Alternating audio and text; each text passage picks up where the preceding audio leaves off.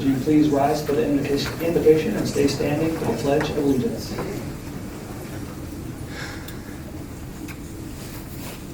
As the new year begins, may we be blessed with the spirit, growth, and love for our community and approach the many opportunities and challenges ahead with passion. We express gratitude to our first responders and core employees for their dedication to our city and pray for all a prosperous new year. Amen. Allegiance to the flag of the United States of America, and to the republic for which it stands, one nation under God, indivisible, with liberty and justice for all.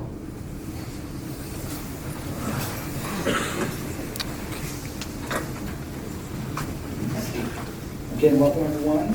Welcome to the first meeting of the year. I'm calling to order the City of Lee Summit regular session number 25 as amended. Could I get a roll call, please? Councilmember DeMauro. Here. Councilmember Felker. Here. Councilmember Dyer. Here. Councilmember Hubble. Here. Councilmember Edson. Councilmember Shields.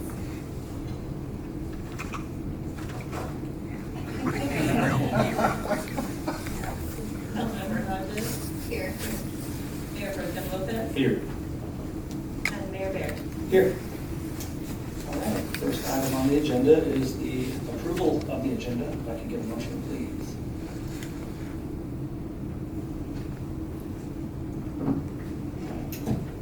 It's been a slow start tonight. I'm sorry, everyone. And now our screens are frozen, so give me 1 second. All right, we have a motion to adopt the agenda by Councilmember DeMauro. And a second by Councilmember Shields. Discussion? Seeing none, please cast your vote. All votes are in, please record the vote. The agenda is adopted 8-0, thank you. And next is the approval of the consent agenda. I have a motion to adopt the consent agenda by Councilmember Shields, seconded by Mayor Pro Tem Lopez. Discussion? Seeing none, please cast your vote. All votes are in, please record the vote. Passes 8-0 as well. That takes us to Council Roundtable. Items of general discussion, things going on in your district. I also noticed we have a young men's group from the Church of Jesus Christ Latter-day Saints, and we have a couple of planning commissioners, Mark Kitchens, Randy Bedbrook in the audience. Thank you for bringing the young men. We appreciate it. Do you want to say anything? That's very good. Councilmember DeMauro. Thank you, Mayor. I just wanted to bring up that yesterday, January 9th, as it's always celebrated, was National Law Enforcement Appreciation Day, and I want to express my gratitude to our police force, and I wish you all the best. Actually, it's on January 9th every year, and it's a public holiday. Very good. Thank you, sir. Councilmember Pryor? That's okay, he's doing something more. Thank you. I just also wanted to say thank you to our LSPD. They're a good department. And then I also wanted to say congratulations to LSFD. They broke a record on call volume for 2022. I don't know if that's like a congratulations type of thing, but they did. They had over 12,000 calls for 2022. So I think that's more than they've ever done. Did they break a record on that boot block? I don't know that was a record breaking, but I mean it was close. It was on par with what I think. It started slow, and they definitely made up for it. So. Yeah, they did boot block downtown and raised money for like Lee Summit Social Services, 36,000 something. And then, I also wanted to say welcome back to Councilmember Shields, because this is her first meeting as a mom. First meeting back. She's on via Zoom. Welcome back, Hillary. We're trying to make sure she's got connectivity. Councilmember Felker, she would text you a message ahead, Councilman Felker. Thank you, Mayor. I just also wanted to acknowledge our guests. There it is. There we go. Now we see Hillary. Yay. I also just want to acknowledge the young men and their leaders from Police on the First Ward, as Mayor, you said, from the Church of Jesus Christ Latter-day Saints. We did a short little tour out on the main floor of the City Hall, had a couple of good questions, and appreciated the time they spent with us tonight, and hope that they have a good experience here this evening. So, thank you, Mayor. All right, thank you. All right, well, here we go. We're going to dive right into business. The first order of business tonight are public hearings. I'm going to close the regular session and open the public hearing in the matter of agenda item 4A. This is a public hearing to petition to add property and amend the original petition for the Blue Parkway and Colburn Road Community Improvement District. Would all those wishing to speak to this matter please rise and be sworn in by the city clerk. You swear to tell the truth, the whole truth, and nothing but the truth, so help you God. Yes. Mr. Bushak, you going to start us off? Yes, good evening, David Bushak, Chief Counsel, Economic Development and Planning.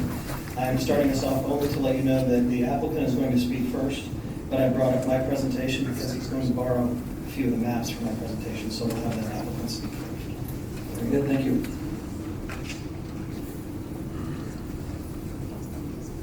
Good evening and Happy New Year. It's good to be back with you all. My name is Wesley Fields, Brian K. Layton Page Law Firm in Kansas City, Missouri, 3800 Main Street. I'm sorry, it's 1200 Main Street, Suite 3800. It's a pleasure to be here with you all this evening. As you all may recall, on November 8th of last year, you all considered and approved the Discovery Park Tax Increment Financing Plan, which you may recall is a 4-phase development project on about a 265-acre tract of land that is situated between Northeast Colburn Road and Northeast Douglas Street on the north, I-470 on the south, Northeast Douglas Street on the east, and Main Street on the west. And the development contemplated by the TIP plan contains, in the aggregate, approximately 660,500 square feet of retail, office, entertainment, and hospitality space, 2 hotels, a Marriott and a Hilton, which collectively contain approximately 230 rooms, approximately 2,800 luxury multifamily units, and approximately 1,500 structured parking stalls. The 4-phase development would commence in May of this year, and we anticipate it would be fully built out by April of 2031. The total cost for the improvements that are contemplated by that plan are approximately $951 million, of which the redeveloper, through a combination of debt and equity, would fund approximately $740 million. Tax increment financing consisting of 75% pilots, 50% each, the other 25% numerical balls and surplus to the affected taxing jurisdictions, would fund approximately $198 million. A 1% CID sales tax would fund approximately $10.8 million, and then a hotel sales tax would fund approximately $1.7 million. Now, in order to effectuate the intent of the TIP plan, to make available the CID sales tax revenue in the approximate amount of $10.8 million for the purpose of reimbursing public infrastructure improvement costs, the plan contemplates that it would be necessary to expand the boundaries of the existing Blue Parkway and Colburn Road Community Improvement District, which was originally approved by this City Council in March of 2012. It was later amended in May of 2012. Phase 2 of that existing CID is coterminous with the boundaries of redevelopment project area 3 and 4 of the Discovery Park TIP plan. The developer, in accordance with its attempt to effectuate the estimated revenue projections in the approved Discovery Park TIP plan, desires to expand the boundaries to include the remaining redevelopment project areas 1 and 2. See this on the map.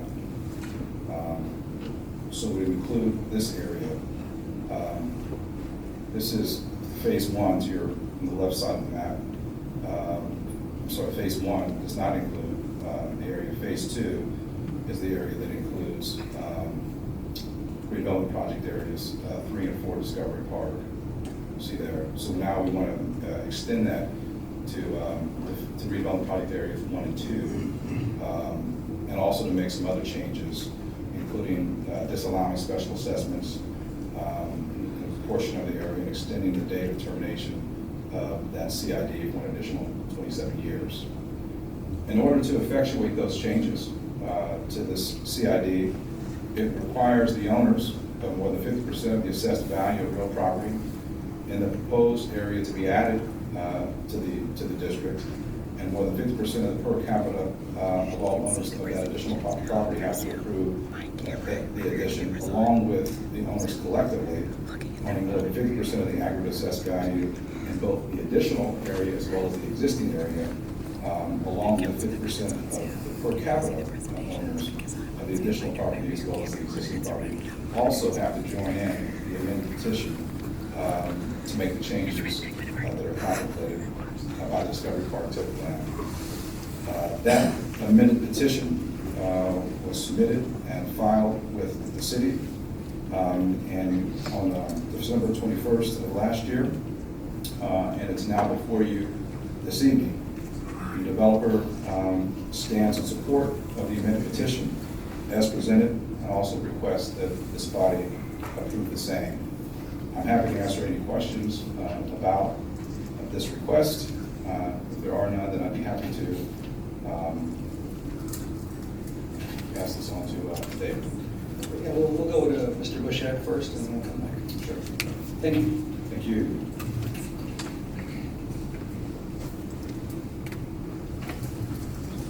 All right, I'd like to start by entering into the record exhibits 1 through 6 that are included in your meeting packet.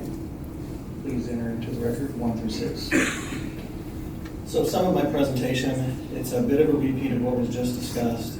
And also you may recognize some of these slides from the previous presentation that I made to you on November 8th. And that's because you've seen some of these slides, some of these maps, but I decided to include them again to refresh your memory on exactly what we're talking about tonight. So this slide shows what you've already completed as of November 8th. TIF plan has been approved. All the ordinances for the TIF plan have either been approved or have had first reading. And tonight, the blue box, we're considering the expansion of the CID. And it's actually a petition that does two things. It adds property to the district, and then it amends the original petition to accommodate this expansion for the Discovery Park project. You'll notice a couple other bullet points at the bottom. We are still working on the TIF contract and the CID agreement that will come forward in a future city council agenda. And then the developer is currently working on the zoning and plating steps, and we anticipate that those hearings will occur in spring. We're leading up to a pre-application meeting sometime relatively soon with the developer. So this is the base map, and I know you're familiar with this area. These are the corporate boundaries of Unity Village and Lee Summit, and then Kansas City off to the west, just to orient you with those corporate boundaries. And as the applicant just described, this is the entirety of the Discovery Park project. This is the Discovery Park TIF area. Up here is their project 1. This corner is project 2. This area in the middle is project 3. This area is project 4. This is the original boundaries of the CID as was approved in 2012. Phase 1 is all to the west of the Discovery Park project. And so, just as was discussed, their projects 3 and 4 are in this phase 2 area.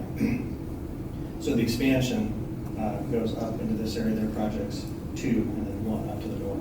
And then phase 3 is south of the interstate, and that is a potential project that will be coming forward, we believe, in the near future for you to consider by a different developer. This then is the map of the expanded area. The red is the existing boundaries and the blue is the expanded area. So that's one of the two actions that would be accomplished by the petition today. This is a quick recap of the incentives that the City Council has already considered. The TIF plan has already been approved. The CID, that 1 cent sales tax, that's actually already in place. That was approved back in, the election results were certified early 2013, so that sales tax is in place, but there's been no retail sales as of yet. When the boundaries are expanded, the sales tax automatically expands into the expanded area. So it automatically goes into effect in the entirety of the Discovery Park project if you approve this expansion. And then the bullet at the bottom, the hotel sales tax, We previously discussed that in connection with the TIF, but technically that's something that comes forward in the TIF contract, which will be on a future agenda. This is the final slide then that I have for you, and this recaps everything that this petition accomplishes. It expands the boundaries, as I just showed you. The sales tax would be expanded into the expanded area. The duration of the CID would be 27 years after the date that you approve the ordinance amending the petition. So if you move forward with first reading tonight, second reading would be next week, and the duration of the CID would last for 27 years after next Tuesday. The blight finding would be extended to the entire CID area. And you've already declared that the entire Discovery Park area is a blighted area when you approve the TIF plan. The petition is updated to include all the information that's necessary for the expansion, as I showed you on the map. And then finally, the petition acknowledges that the special assessments that were originally planned as part of the CID in 2012 would not be imposed in the Phase 2 area, which means the Discovery Park projects 3 and 4 will not have special assessments. We'll only have the CID sales tax imposed in that area. The last thing I'll note is that the CID Board of Directors met this last Friday, and they passed 2 resolutions.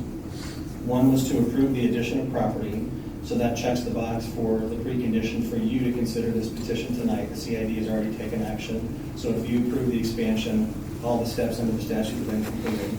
And then they passed a second resolution acknowledging that the special assessments will not be imposed in the Phase 2 area for the Discovery Park project. That concludes my presentation. Very good, thank you. Are there any questions for staff or applicant?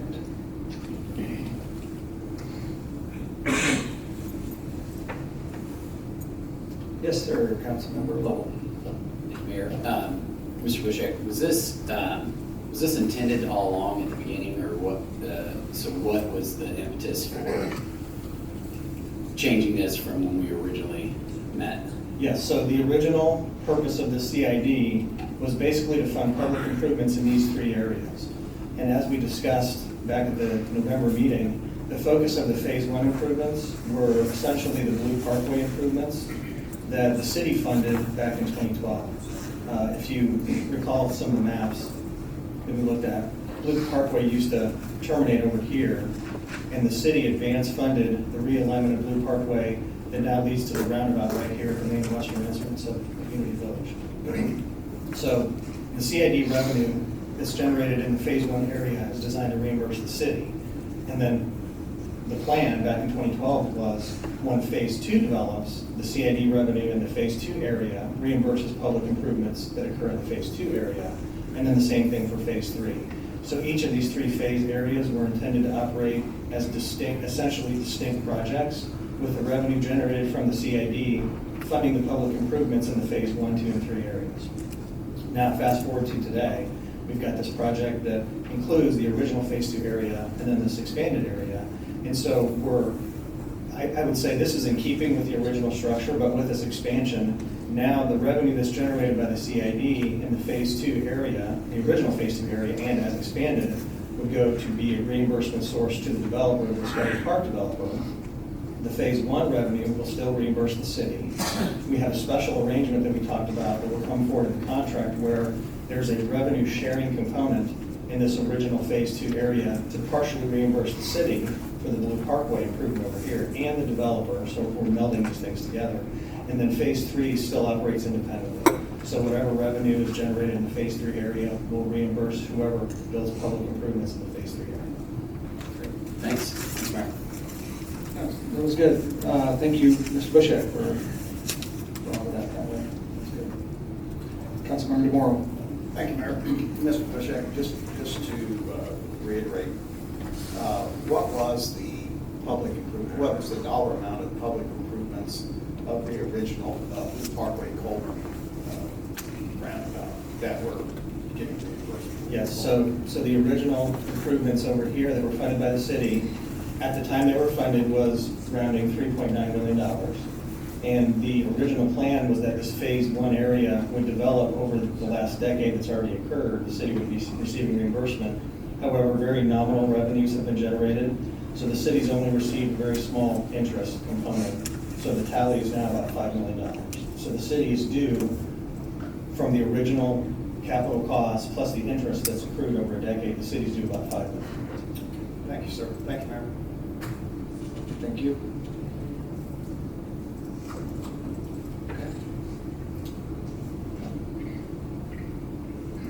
Is there anyone here who wishes to speak in favor or in opposition to the application? Please come forward.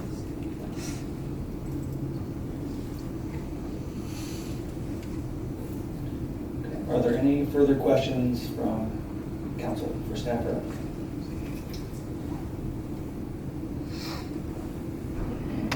Does the applicant care to make any further comment? Mr. Fields? Any further comment, sir? Any further comment? No. Okay, hearing no further testimony, I will close the public hearing, reopen the regular session. Is there any council discussion on this application?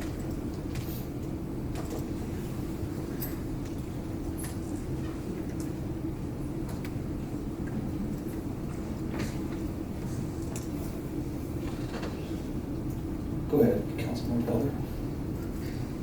Mayor, forgive me, I should have brought this to your attention earlier, but due to an existing conflict of interest with one of the co-petitioners, I believe I should recuse myself from participation in the vote on this. Thank you. All right. Any further discussion? All right, hearing no further questions or comments. Who would like to read? Do you want to read it? Yeah, somebody else, yeah. Would, Councilmember Morrow, would you read the bill number 23-001? Thank you. I move to advance the second reading of bill number 23-001, the ordinance approving the petition to add property and to amend the original petition for the Parkway Culver Road Community Neighborhood District. Thank you, sir. We have a motion to advance to second reading, bill number 23-001 by Councilmember DeMoro. A second, please. And a second by Mayor Pro Tem Lopez. Discussion? Seeing none, please cast your vote.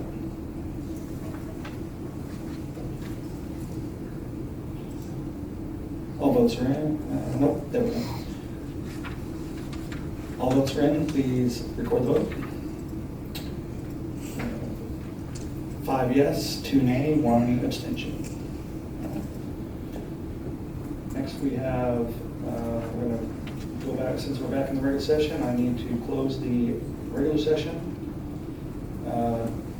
and open the public hearing in the matter of application, or agenda item 4B, which is a public hearing for a special use permit for golf range and outdoor miniature golf facility and application, PDP that is, Blue Jeans Golf, 1501 Northeast US 40 Highway.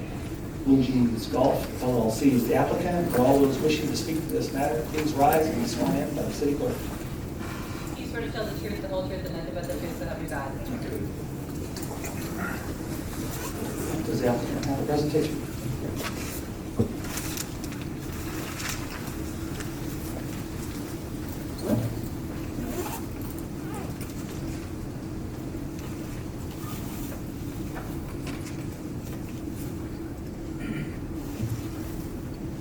Good evening, Mayor, Mayor Pro Tem, and fellow council members. Just want to first say thank you to staff for the amount of time and effort that they put in on this project. It is a bit of a unique one. I've done many of these hearings across the country. I said this at commission as well, but I can't say how great this process is. In talking to Ms. Bell, I realized that it was an intentional effort by the city to bring some people on and make the process smooth. And I can tell you from the applicant's perspective, you guys have done a great job in creating this seamless process. I wish more cities would adopt that same strategy. Getting into the presentation, my name is Tanner McKelly. Address is 3333 Lee Parkway, Dallas, Texas 75219. give you a little bit of a company overview on us. So we acquire and invest in golf driving ranges, transforming them with strategic capital, technology, and operational programming. Our team is made up of 5 ex-Topgolf leaders across real estate, design, development, construction, operations, marketing, and finance. Coming from that world, we're really positioned to understand the operations associated with driving ranges, and so we're really excited about this opportunity. I do want to say, though, that what we're trying to do is not recreate a Topgolf. We're not trying to compete with Topgolf. We're merely just trying to provide a better atmosphere and environment for your driving range guests by providing some of the same amenities that you might find at a Topgolf. We're recreational golfers ourselves and help lead Topgolf to growing that company to having over 30 million visitors. And we're very passionate about the game of golf and the community that's created around the game. We're headquartered in Dallas, Texas, and we currently own and operate a facility in Brookfield, Connecticut. It's a 72-bay, 2-level facility. Just going through the renovation that we did at that facility in Brookfield. You can see a couple pictures here of what it looked like before we came in, and then we came in, we updated the brand, brought in new technology, really transformed the space, and this is a few pictures of what it looks like today. The main areas of focus is really along that guest journey.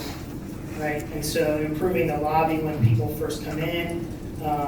You have this splash of color. Play different is kind of just a slogan that we're adopting and pushing, and then bringing in new technology. So given our relationships with Topgolf, we're partnering with them to bring in Top Tracer technology, and then we kind of gave the brand a new facelift as well.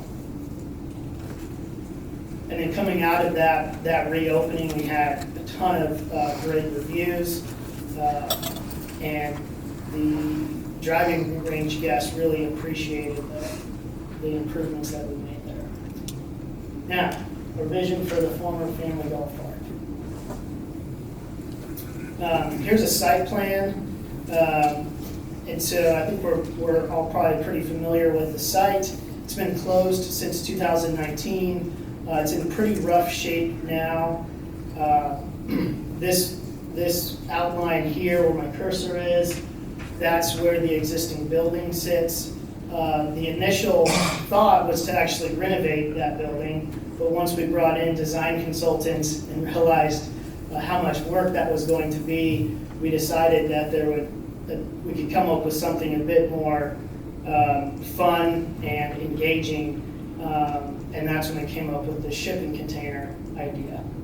And so we have what you're seeing here is basically 5 shipping containers, 4 that are at ground level, and then 1 that spans across 2 of the containers to kind of create this more elevated grand entry, so to speak.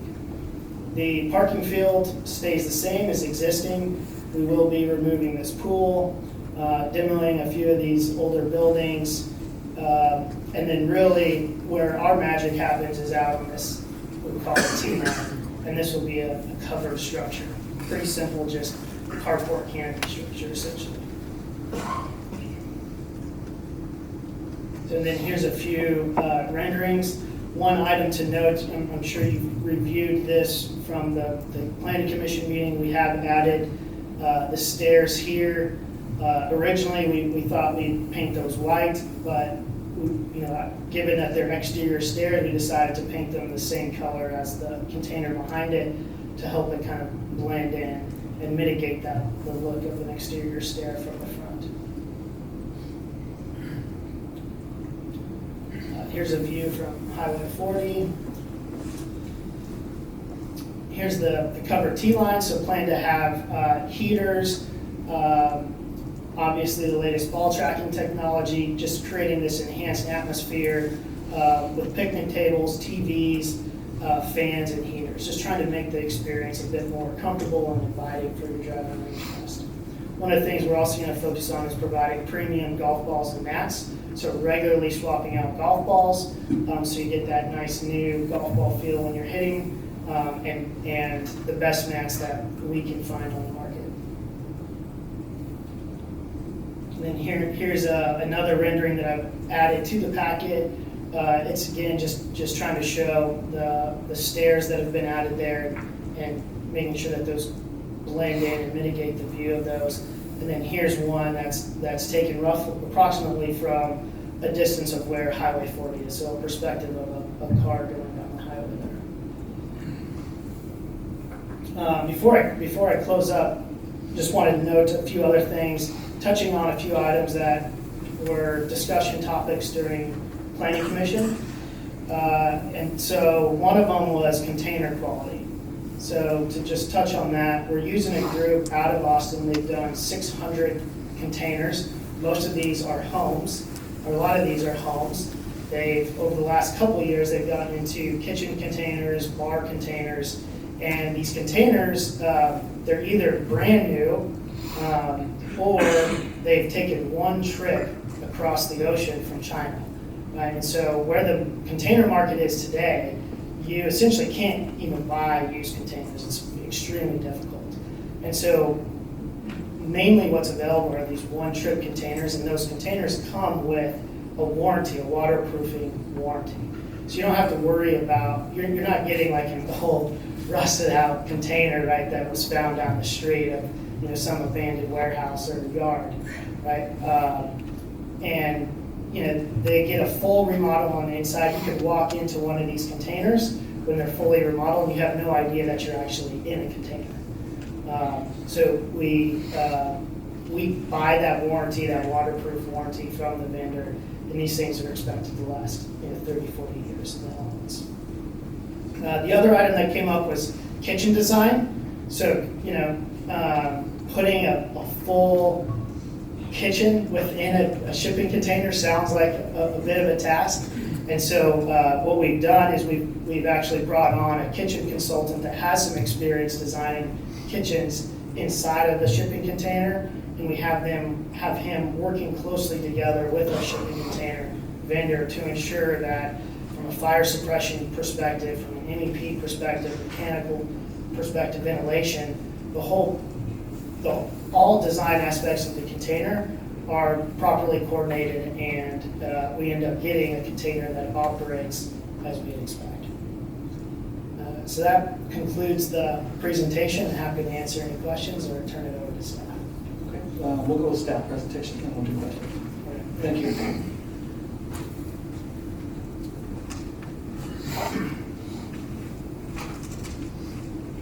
Good evening, Josh Johnson, Director of Development Services. Congratulations. Oh, thank you. I'll start by entering staff's list of exhibits 1 through 18 into the record. Please enter exhibits 1 through 18 into the record. As the applicant mentioned, the application before you is for a special use permit and a preliminary development plan for a golf driving range. A brief recap of the Planning Commission meeting, and I've got 2 commissioners behind me, so hopefully this is thorough enough. There was no public testimony, and a lot of discussion was made about the elevation and the quality of the storage containers, which I'll leave that to the applicant.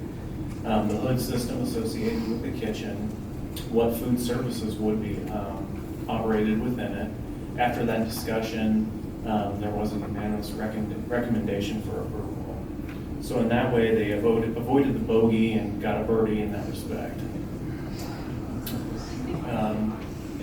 With that, I think what I'd like to do is leave this image up here for questions, and I'm happy to answer those questions at this point. Thank you. All right, thank you. Questions for staff or applicant?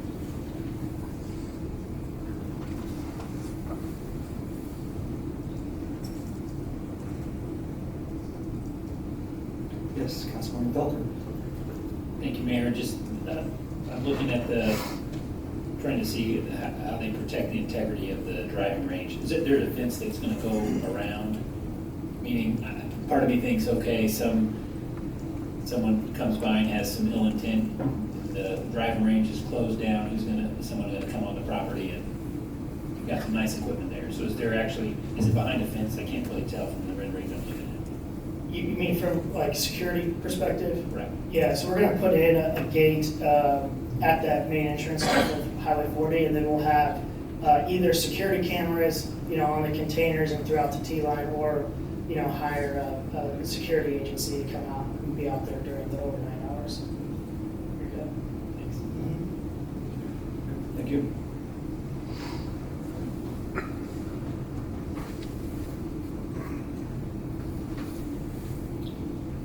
Okay, not seeing any further questions. Is there anyone that wishes to speak in favor or in opposition to the application? Please come forward.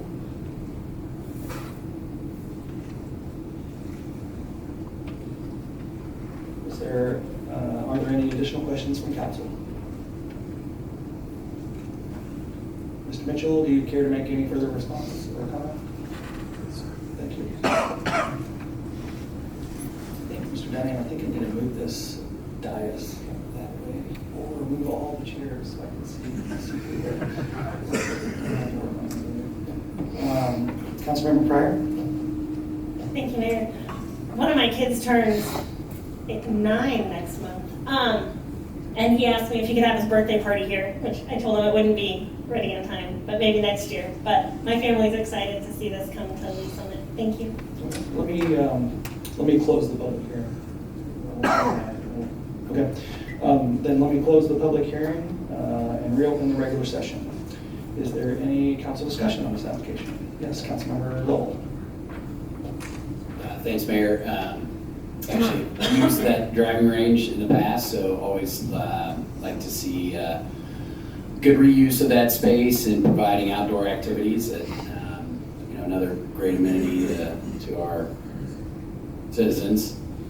So I'm certainly in favor of something like this. And might I suggest instead of a groundbreaking, maybe like a tee off, and I would volunteer at first drive. Nice. That's a lot of pressure, though, isn't it? I've seen him play golf. Well, that's true. He's a ringer. All right. Thank you, sir. Member Tim Lopez. Thanks, Mayor. I just pretty much echo what Councilmember Levels just mentioned. I used to be a customer of the former operation there for many years, and I think that's probably the best use or reuse for this property. So I appreciate Blue Jeans coming in and wanting to invest in our community. I know that my colleague in the 3rd District that represents that part of Lee Summit, Councilmember Edson, has been talking about this for years. So I think you're making her year already in January 2023. So no, I think it's a great concept, and I think we'll all be ready for the tee off as well. So thank you. Thank you. Councilmember Hodges. So I'm going to be a little repetitive, but I just want to say thank you for bringing this to Lee Summit, because I grew up at this. My grandpa would take us there all the time, so I'm excited that now I can take my kids there and get to have the same fun experience. So thank you. Thank you. Councilmember DeMoro. Thank you, Mayor, and I will echo the same sentiments, but I do want to thank you for repurposing something that is not in good shape and making it different and a lot better. Thank you. Thank you. Sounds like I need to take golf lessons, so I don't embarrass myself. I'm out there with these amazing golfers on the dais. That's actually what my wife gave me for Christmas. She said that was one of my gifts, golf lessons. All right, here we go. Seeing no further questions or comments, Councilmember DeMoro, would you please read bill number 23-002? Thank you, Mayor. I move to advance to second reading bill number 23-002, an ordinance approving a special use permit for a period of 25 years.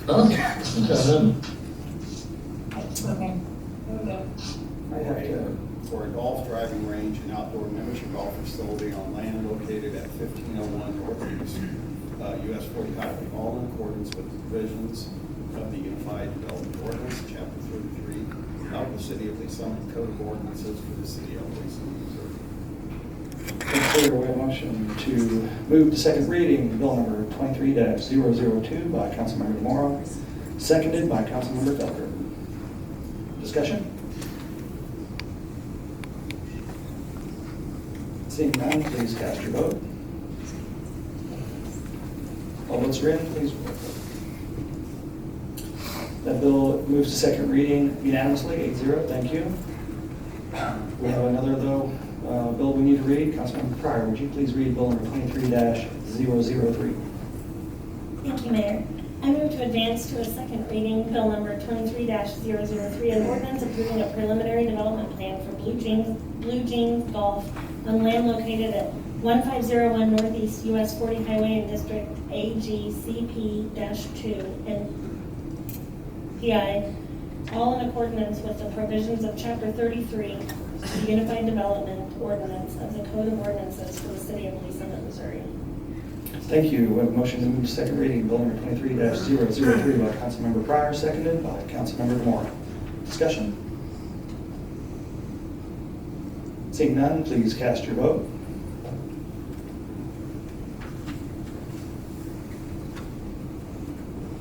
All votes are in, please record the vote. And it also is adopted unanimously. Thank you. Thank you for the presentation. All right, we're on to public comments. Do we have any public comments? I have not received any public comment. Then we're on to presentations. Agenda item 6A is a presentation, the master plan for the primary public components of the downtown market plaza project. There's been a drum roll for this for the last month. We were looking forward to this evening. I won't ask council to do a drum roll because they probably would. So I will turn it over to you, Mr. Eden. Thank you, Mayor and members of the City Council, Ryan Hill, Assistant City Manager. Thank you very much for your time this evening. This is I consider this a very exciting night for this project. It's a major milestone that we've reached in this project, but also it's all in many ways. It's also kind of just the beginning a little bit. We're wrapping up the master planning process and going to be moving on with the full design of the public components. I do want to say thank you to a very large team that's been working on this project. I won't name everybody, but all the partners on the project have been great. All the way from we've got Langford, GLMB, BRB, the Count Gordon's coming on board now, Collins Webb, Olson Associates, as well as all the city staff associated with the project. Hopefully I didn't miss anybody there. So with that, what we're going to do tonight, I'm going to give a quick update on where we're at with the current project activities. Then I'm going to turn it over to GLMV, and they're going to give us the full master plan presentation. There's going to be opportunity for questions, and we'll have a little bit of dialogue. And then once that's over, I'm going to come back and wrap it up with what some of the next steps are going to be as we move through this process in 2023. So, master plan for the public components. It's been worked on for a little while. There's been a lot of work in the background. We're going to talk about it tonight. And then the other big action item this evening is the GLMV contract amendment, and that's in order to move the project from schematic design all the way through the construction phase. So this is the design contract associated with that. So throughout the preliminary design process so far, we've continued to coordinate with the downtown CID, and we've got members of the downtown CID here, and we're going to continue to increase those efforts as we move forward with this next phase, because there will be a lot more coordination and a lot more discussion on a more regular basis moving forward. The environmental remediation and demolition, we've talked about that for a little while. We are very close to having the bid documents prepared. I believe we're reviewing the tech specs right now, and the remediation aspects of that are about 80 pages long, which is kind of what's taking a little bit of time getting all that prepared, but we're still, believe, on track to advertise for bid for the demolition services here, hopefully towards the end of this month, beginning of February, and start the demolition work this spring. Count Gordon is working through the pre-construction services contract, so we will be having some follow-up with that. They'll be on the list of items that we come back with for the pre-construction services, but getting them on board at this point is also a pretty key element continue to provide up-to-date costing as we work through the project. And we're having positive discussions regarding the land acquisition, remaining land acquisition pieces that are necessary. And then our MBFB application, the last time we were in front of you, we spoke about this. We've got the documents mostly prepared, and that should be submitted this month as we move forward. And so with that, again, thank you for the time. This is hopefully going to be an exciting presentation. I think it will be. And with that, I'm going to turn it over to Lucas Brooks and Dan Pierce with GLMB. Thank you.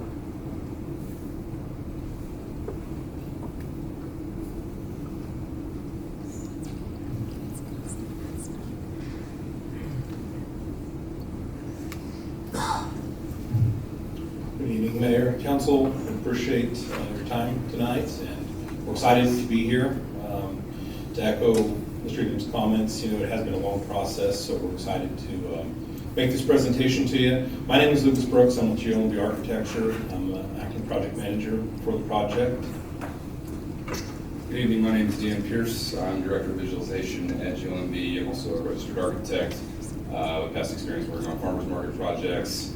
Also grew up here in Lee Summit, graduated just up the street from Lee Summit High School in '99, so excited for the opportunity to be able to contribute on projects so close to home. Good evening and Happy New Year to all of you.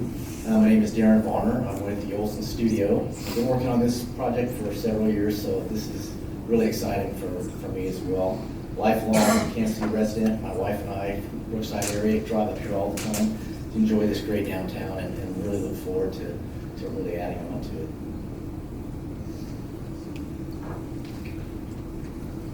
All right, so before we get into the main portion of the presentation, I want to remind everybody this is the master plan presentation. What you're about to see here are images and visions that have come together from the collaboration and work of everybody on the team. It's still in concept. There are still a lot of things to figure out. So even though the presentation may make everything look refined, there's still a lot of development that has to happen, and those are going to be some of the next steps that we're going to be talking about. Do kind of just a quick introduction of the team. I won't cover everybody on the team, but I do want to make notice of everybody that's worked hard on this presentation and master plan. Of course, you see GLMB Architecture, which was selected as the master architect for the project. The Olson Studio has been critical and crucial in providing support on the landscape and civil design plans. Our local presence with Collins and Webb as the local architect, being here in downtown Lee Summit, they're providing a lot of support, keeping the local flavor and helping us with the designs. And then recently added to the team, of course, McCown Gordon as a construction management team. I'll take you through a quick kind of timeline of the project history, so where we got to today. It started, in 2013 with voters' approval and bond for the overall project, specifically with the public component pieces, which we plan to go through and discuss with you tonight. In advance a couple of years, in 2015, a task force was issued to prepare some reports and studies, gathering information and data mining, things that were important to the project's success. In 2020, Olson released their first kind of concept plan to the public. It's been great to have them on the team since their engagement in that. 2020 was a busy year because the City of Lee Summit also issued the RFQ for the development partner. And that selection was made with Lane 4 and being announced as a development partner. They've been great to work with as well. And then in 2021, Lane 4 issued their RFP for the master architect proposal, that RFP, and GLMB then was selected that same year as the master architect. So that takes us kind of through the quick timeline here. The only thing that's missing from this then is in late 22 was the addition of McCown Gordon as a construction manager. I'll turn this over to Dan, who's going to take us through the rest of the presentation. Okay, so before I get into the survey, I just want to take a quick step back. In 2021, the city brought on BRV, Biederman Redevelopment Ventures. They are an urban planning group. This is before GLMB was brought onto the team, but They are experts in placemaking and programming of public spaces, and they did kind of a high-level 30,000-foot view of how to program this space, how to make it not just something that's used for farmers markets. They want the year-round use and trying to figure out how to better use that. So we met, before we issued a survey, we met with various stakeholders in projects of the CID. We met with city administration, we met with local business owners, and try to figure out some basic wants and needs out of the project. We then wanted to take kind of a deeper dive on the data that we had gotten from Biederman, and we issued a public survey in January of last year. And that was focused on the public components only, so really just the farmers market, the community gathering space, and the outdoor performance space. And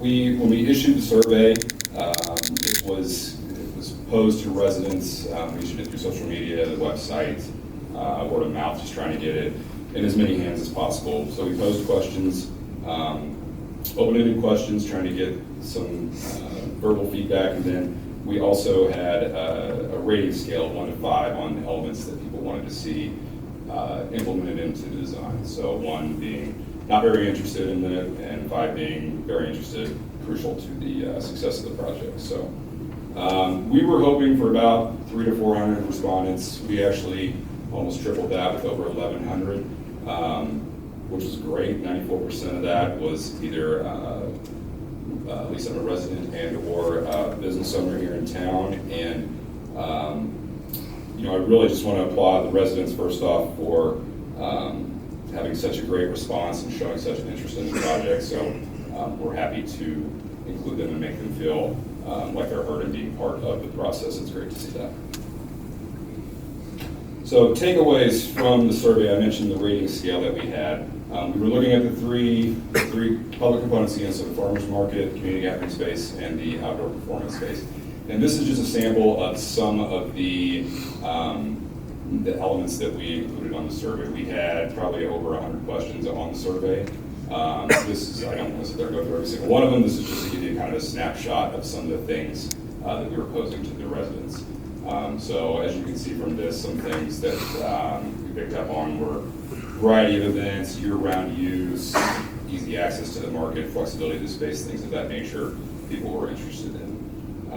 You'll see a little bit of overlap on some of these, which I found particularly interesting, in particular the arts and culture integration. Didn't fare so well on the farmers market integration, but you'll see on the community gathering space, and I believe even on the outdoor performance space, that it was more a better response for integrating into that portion of the project. So that really helps inform our decisions on how these spaces are going to be laid out and what's going to go into them. But community gathering space, overflow of festival activities, flexibility of the space, easy access again was a key thing that came back. Outdoor performance space, easy access again, art and cultural integration was higher on this one as well, flexibility. So you can see kind of a snapshot of the questions that we were posing to the residents.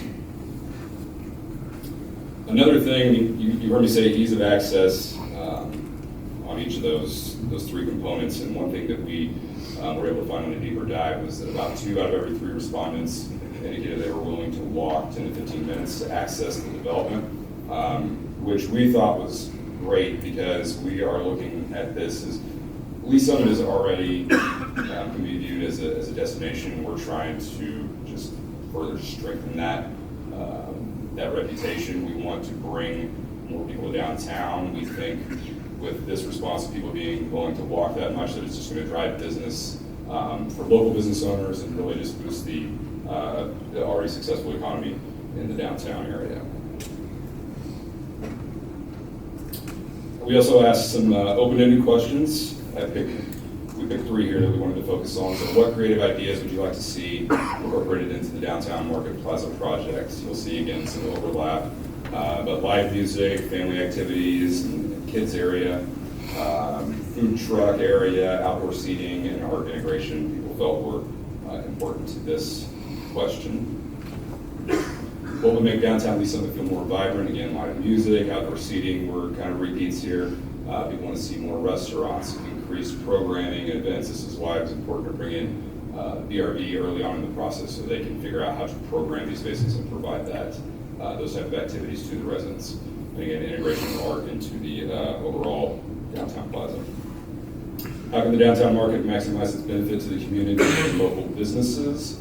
Residents want to see local and small businesses included in the overall concept, events and programming that cause visitors to stay. Again, going back to that Lee Summit, downtown Lee Summit is a destination, causing people to linger and visit those other businesses.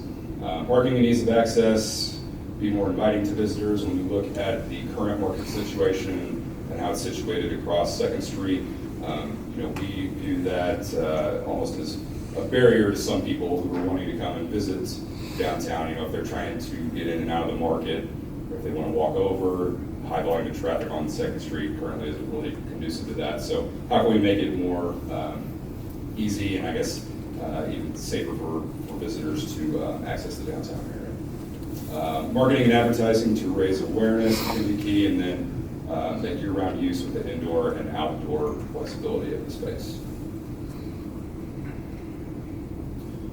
So we are kind of a local leader in farmers market design, and we think it's important to stay on top of trends at a national level and also a local level. It's good to know what your neighbors and your competition are doing. So on the national level, we picked 3 to focus on for this presentation and show you some key ideas in the ways that farmers markets are becoming more of an asset to communities than they are it's not just a farmer's market where you pull your truck and up and sell your produce out the back. They're becoming more of a community asset. So we looked at Houston, Nashville, Detroit. Nashville in the top row, you can see both structures. There's an enclosable space and there's an open air space, so they're providing that flexibility to the business. If somebody wants to set up indoors, they can do that. If somebody needs to operate off of a trailer or a truck, they have that ability as well. The next image over shows a coffee shop. We're starting to see more permanent storefronts inside of these spaces, so coffee, food, deli, things like that.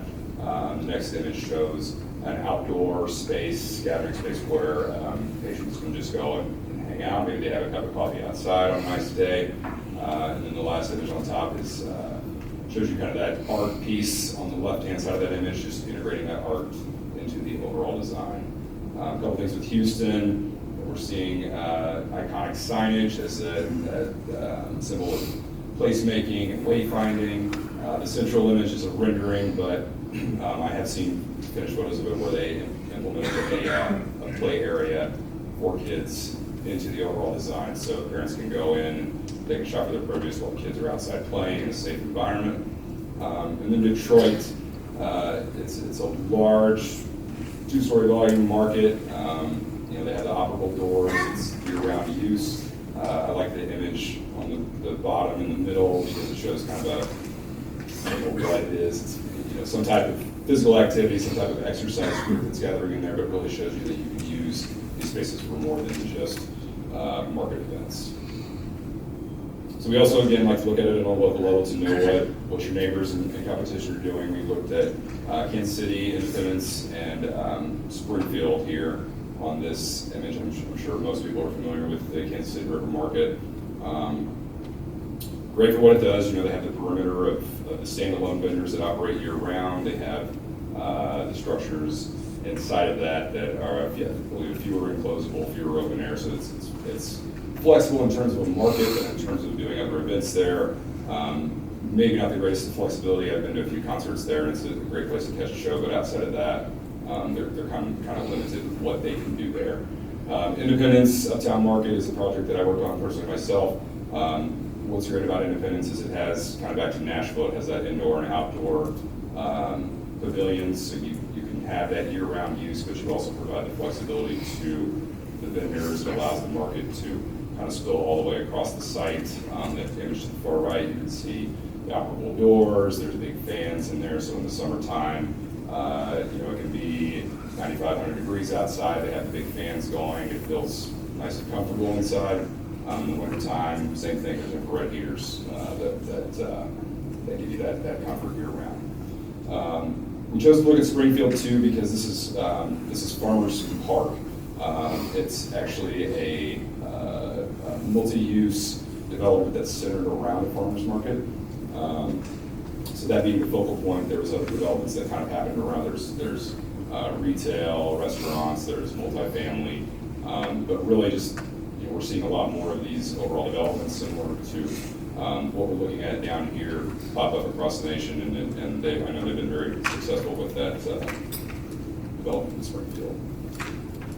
One we kind of want to take a closer look at is Overland Park. On the left-hand side, you'll see their current market.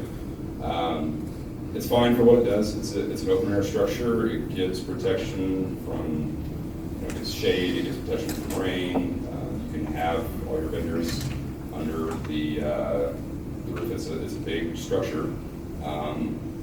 It's a little bit of an eyesore. Birds I know are a problem with that one. They have a big net that runs across the top and try to keep them out. It just kind of serves as parking throughout the work week. So it works, but you can see on the right-hand side, this is images that it's kind of just screenshots that we've taken from a animation that they released to the public a few weeks ago. They're in the middle of the same process that we're going through here. They're a little further along in the development of the design, but you can see kind of some of the elements that we looked at at the local and national level. They're integrating that into their future plans for a farmer's market. So you have a nice 2-story volume, open space, flexible. You have gathering spaces for patrons. You have, whether it's indoor and outdoor, they have the plazas on either end of them. So a lot of those same elements are popping up, and I think it really illustrates that the point cities are realizing that farmers market structures are not just for farmers anymore. It's great for that use, but it can be so much more than that. Another thing we realized, Lucas touched on the bond that was originally passed. We realized that it's not just a focus on farmers market. Performance spaces were to be part of this funds also, so that's one thing we're looking at integrating. We have Legacy Park on the other side of town.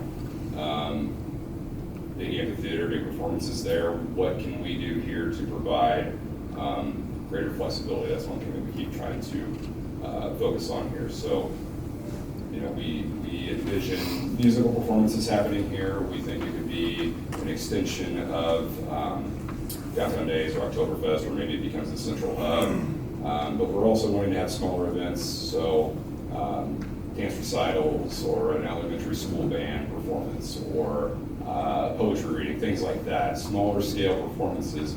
You want to have a more intimate space, but we don't want to be having that in a large open volume. It can feel a little intimidating or maybe a little bit overwhelming for the performers or even people who are viewing those performances. So those are things that we're all looking at in the design.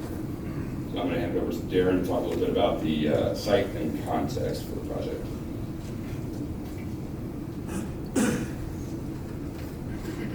Thanks, Dan. That was great. Now we get to the really fun, more specific items here for what we're all looking at.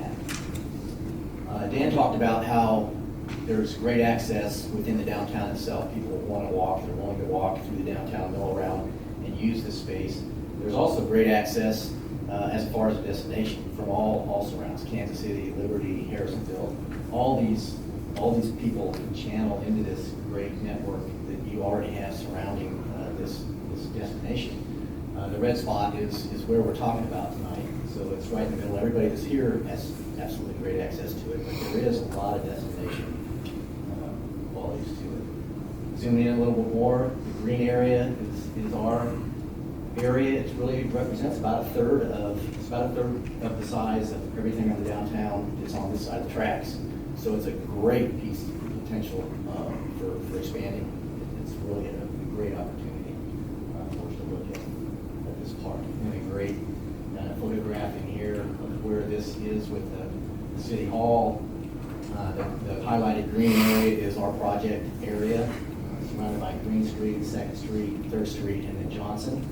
You can see how close it is in proximity to the train depot and Elevate 114 and some other things that are in the downtown area here. So really a great location that's underutilized. I think we always start out a design process. It's kind of fun at first, a lot of little freehand sketches. I think you've all seen these. We showed them to you, got your responses to some of the concepts and these ideas that we showed. And we had 3 that kind of bubbled to the surface that we shared with you. When we shared them, all of them, not one of these was totally your favorite, but there was bits and pieces of each one that you kind of challenged us to take forward and create a new great idea of one cohesive piece. So the 3 ideas on there were the angle connections was the first one, and it really was kind of a double angle. So we used some of what would be the private development along Green Street to angle out away from City Hall so we can create more space on Green Street, so we could open that up if there was events on the street that were closed down, and those kind of things. We get more space there, but also kind of sent some space up to where the farmers market and the big public open space is going to be able to sort of use corner of the site. And then the other angle was really kind of the big piece here that we had in mind is the iconic clock tower and then the visibility of City Hall itself. It's graceful, that big curve that comes out of there with the juxtaposition of that clock tower. So the effort in the end is kind of trying to make it look like that was all kind of cohesively designed at one time. So we always had that clock tower in City Hall always in our mind. And this particular scheme really showed that off. The elevated views one was we realized we were going to be building more than just one-story pieces here. So we have the Plaza Terrace at the City Hall. It's already elevated off the street. We want to kind of bring that in and have different viewpoints and different vantage points to what might be going on here as far as performance or just viewing people and having fun here. As well as the buildings on the public side in this public realm. We have the opportunity to go up to more floors to view down. So create these layers of people on the street, people in the air, really surround this place with people and all different kinds of places that you can have fun. And then the third one was the guided experience, where we actually took Green Street and meandered that road.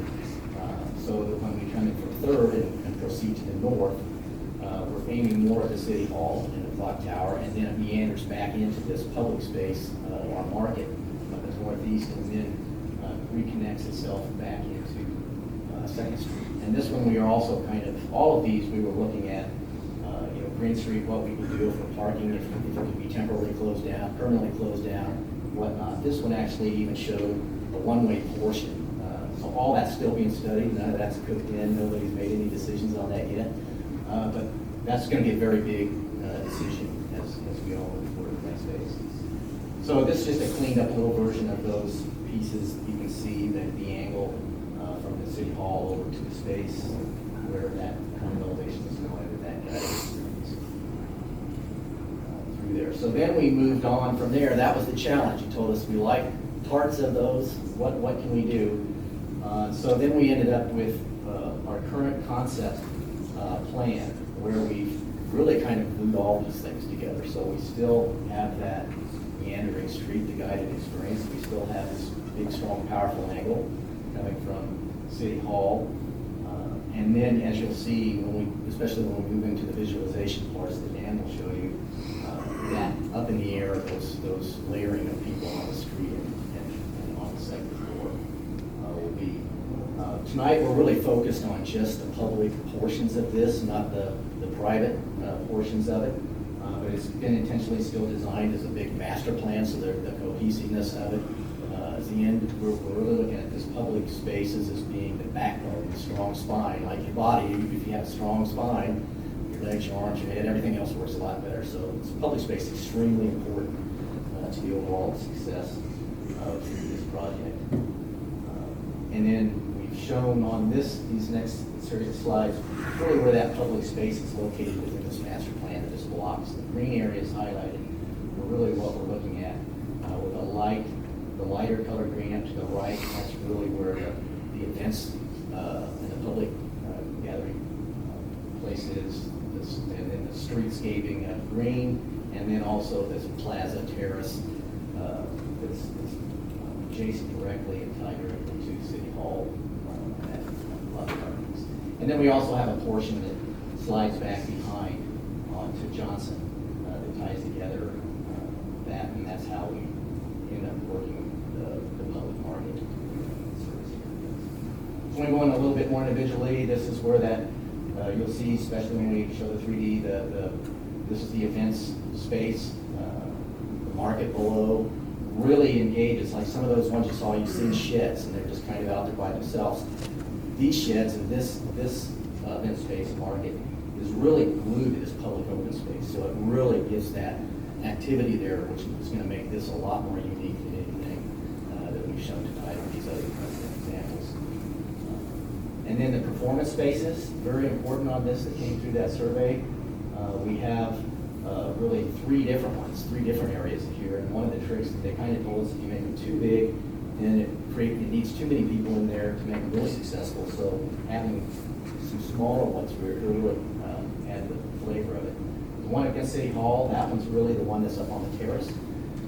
So right now, that space is kind of tucked in. Nobody really knows it's there. We really want that to be a space where you're really engaged and looking down on the street, or you can see up to it. And making that a nice, flexible performance space. It's a nice fill-out place for people that work here. The City Hall, that come to visit City Hall, that pay the bills and do different things. Then the darker green area down along Green that's in between these two spaces, that's a small, flexible space that we see that can be used for temporary artworks, crafts, little dance things.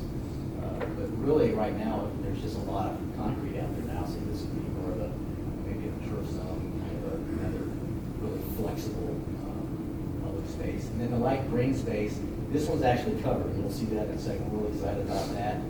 But it's also the engagement part where the public and the private, really the glue for that area, and then always looking back and forth between the City Hall and that space itself. So again, just to quickly summarize how we used all those different ideas in your challenge to us, kept the angle for that angle connection.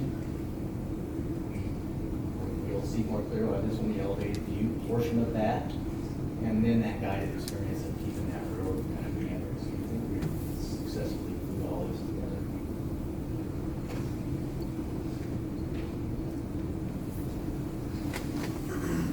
Okay, so you've seen kind of our process of how we got to where we are. You've seen the plans.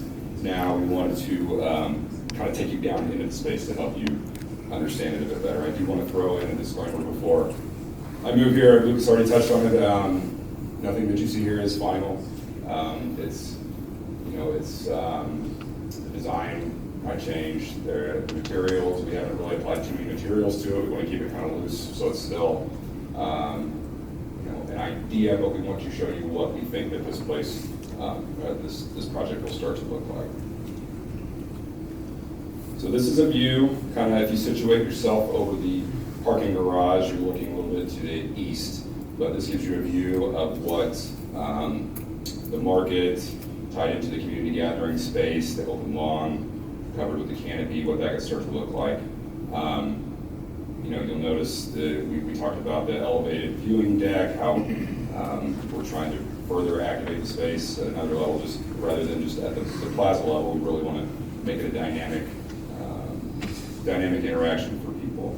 Again, flexibility is something we're trying to keep in mind here. So although you can't see it on here, we're thinking operable doors on the market. So you have that year-round use, but it also allows the market to expand and kind of bleed into the open lawn space. An element that we haven't really touched on also is the canopy that you're seeing here. And again, don't get too hung up on the design. It's just kind of, it's the idea that we think a canopy could be a great investment for this project, just providing that flexibility, that year-round use. Just think if you have a farmer's market and you have vendors out on the lawn, and if you don't have that canopy, you kind of lose that flexibility. You're kind of at the mercy of the weather some days. So it's really just giving you that flexibility. Next image, on some of these we have a key plan down on the lower right, so you kind of get your bearings and understand where the views are coming from. This is coming from the intersection of 3rd and Green, looking to the north. So you can see the reimagined City Hall Plaza on the left side of the image, maybe there's some type of monument signage or monument gateway into the Plaza project. You'll also notice the guided experience aspect that we talked about, so you get that curvature of Green Street kind of guiding your views, so as you're moving through the site, it's more of an experience. You're looking towards the City Hall Plaza. As you press north, it directs your view over to the lawn and the farmers market portion of the project. This is a view, again, going back to the elevated views. This is the City Hall Plaza. You'll notice some soft seating kind of in the, or not soft seating, some amphitheater style seating in the center of the image. Maybe there's some type of shade structure here. You have the open lawn area to the left. Again, those performance spaces that we were trying to keep in mind with the layout of these spaces. And, it's got a nice visual connections to the market and the lawn portion of the project. This is kind of in front of the community gathering space. That's the part of the structure you see closest to you. Again, don't get too hung up on design or lack of materials. We did that intentionally, but you get the idea of what this could start to look like at a pedestrian scale. The elevated viewing decks, activating the space further. Maybe those glass walls that you see there are operable, so it allows, again, activity to spill out. It's not just confined inside of the building, it spills out into the plaza area. This also really gives you kind of a sense of scale. We think that's one thing that Downtown Lee Summit does really well, is has a good sense of scale. It feels right. So we tried to respect that in a lot of the design here. We hope that you see that comes through with some of these images. This is kind of at the entry to the lawn, looking to the northeast. You can see the market with the operable doors, the elevated viewing deck, canopy. You get a sense of how that could start to look on a Saturday. Maybe this is a market event. You have friends and family just gathering out along and they're enjoying coffee while others are in the market shopping for their produce. Again, you see that one thing I mentioned about the Houston market earlier is that iconic signage. That's one thing that we would like to integrate into this, so you have that sense of place and wayfinding throughout the development. This is under the canopy, looking to the southeast, looking directly at the market. And you see some of the seating elements in there, but people just kind of enjoying whether it's a work day or maybe it's a weekend at the farmers market, but people just kind of going about their day out there. This is a view of what it might start to look like on top of the markets. This is the elevated viewing deck looking to the northwest. But you can start to see some of those visual connections we're trying to make. There's connections with the pavers across the development. There's connections to the clock tower on the City Hall Plaza. You see the connection to Green Street. So that's again, one of those key things that we're trying to hone in on, that connected visibility of everything. So this is kind of back to that first image, but what does that start to look like further activated? I mentioned the market maybe spills out under the canopy. You have vendors outside and inside. We understand that the market currently is about, if I remember correctly, I think there are about 55 vendors, but they have aspirations to grow to over 100. So this is kind of what we're looking at, is accommodating that growth of the market. But what could that start to look like on a market Saturday with people visiting all the tents? You have them on the elevated decks there. Maybe this is a view of an extension of the festivals, whether it's Downtown Days or Oktoberfest. Maybe it's an extension or overflow. Maybe it becomes the central hub for activity during those festivals. Those are things that we're going to figure out with you through design development.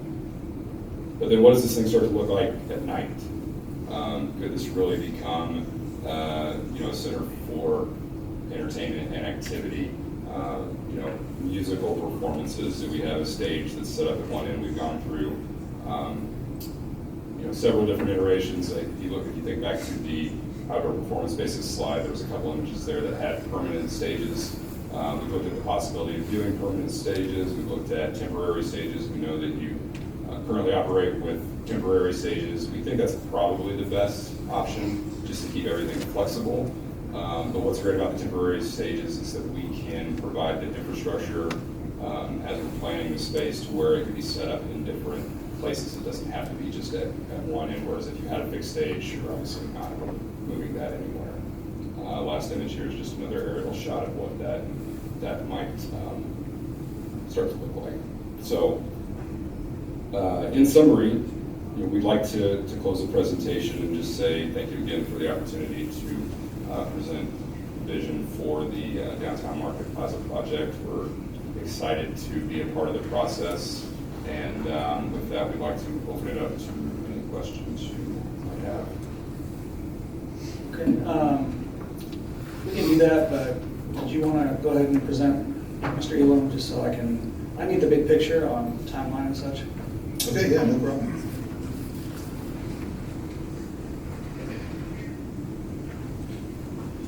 So, that's, okay, so, kind of like we said earlier, in 2023, as we continue to move forward, we've kind of got a series of ordinance actions that the city council will be asked to make. And that starts this evening with the GLNV contract amendment. And that contract amendment takes us all the way from right now where we're at, all the way through the construction of all of the public components that we talked about, being the farmers market, the outdoor pavilion, and the community gathering space, and the City Hall Plaza, and all of those areas in green we just went over. In the near future, we'll have the contract for the remediation and demolition. That'll be probably towards the end of February to get that executed, end of February, possibly March. We're to execute that. The contract for the pre-construction services, that is kind of imminent. Hopefully in February we'll get that wrapped up, bring that through for approval. The real estate contract for the land acquisition, the timeline on that is a little bit unknown at this point. We're continuing to work through that piece. The MDFB implementation documents. Once we get the application in or before the MDFB board, we're probably looking at late spring, early summer for these. And then when we roll into the fall, we're looking at additional financing and possible bond issuance for the construction of this. We'll also have our contract for stormwater improvements, that large stormwater pipe that runs through there, and then ultimately the construction contract.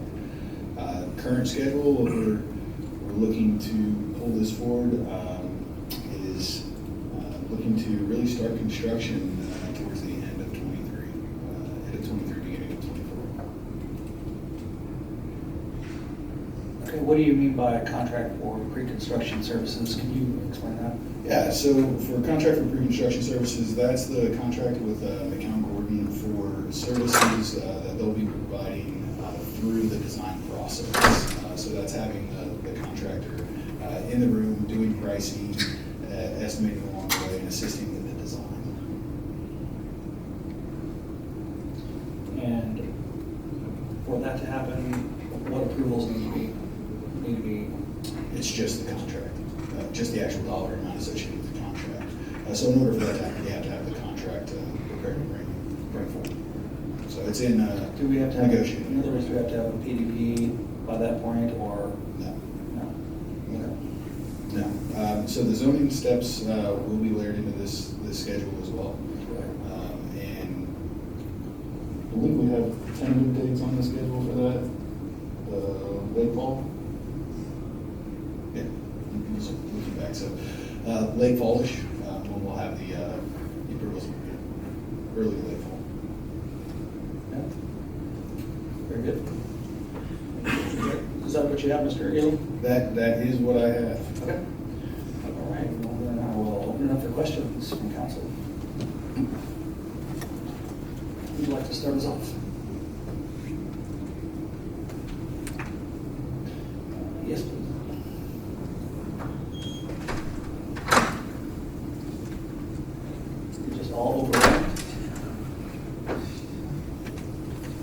Samantha Timble, please. Kick it off. So I have comments reserved for later. We're still in public. We're not doing We're not- hearing. This is just a presentation. Okay, so, we'll just it's just just back then. it's more of a discussion. Okay, great. Yeah, and questions. All right, thank you. So yeah, just initial feedback. I commend you all because you did listen, at least. I know some of the people with downtown, I know you guys have been talking about this for a long time. I see Donnie nodding his head back there. But what this shows me is even more optimism for at least some of it for our downtown area, because I know I was engaged in some of these public sessions, and you came before the city council and presented as well, the mayor and city council. And it sure looks like you listened to what we asked you for. And I know there's a lot of other community input, resident input. So I think we're off to a great start. It sounds like we're starting kind of way down the road, but I like what I see. Just a couple questions, I guess. Green Street, is that going to be one way? I can't really tell. I'll go back to the site plan for you, so it's a little bit easier to see.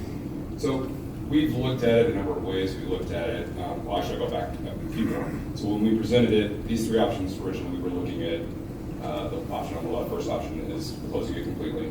The second option was maintaining the two-way traffic, and the third option was looking at a one-way. In these images, it's depicted as a one-way. That's not saying it has to be one-way. We've been exploring, we've been talking with Olson and civil designers about expanding that to two-way, because we know that could be potentially a problem for some, kind of having that be a one-way. So One way we were looking at was really only to Oh, the Darren, north of- Mr. Varner, go ahead and speak into the microphone. The one way we were looking at was only really up to the north side of the city hall, and then that became two-way there so that the fire access, the fire station could still stay in operation. Yeah, we didn't want to create a bottleneck there at any events, if any traffic leaving the parking garage. So you can see my mouse right here is where you can still maintain the two-way traffic. And I realize it's still conceptual, but I'm sure you can gauge public safety input on a lot of that, as far as one-way, two-way street. So thank you, and I know this is still evolving, and you haven't kind of firmed this up. As far as I love the what do you call them, the walkways, the elevated surfaces. Elevated views. Yeah, I mean, I think that just adds more to the ambiance, potential ambiance, and to have a better experience overall. I love the canopy.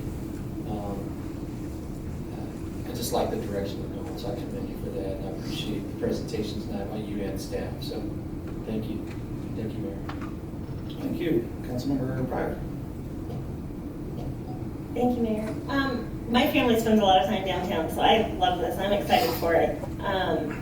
I know that Johnson was on that list of potential for bond. What was it that you were wanting done, or that needs to be done with Johnson? Or is that?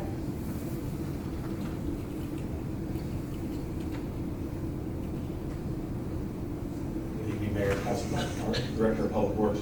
So as we look at really any version of this conceptual plan, I think the eventuality is that Johnson needs to be approved, whether it's in support of the public element of this project.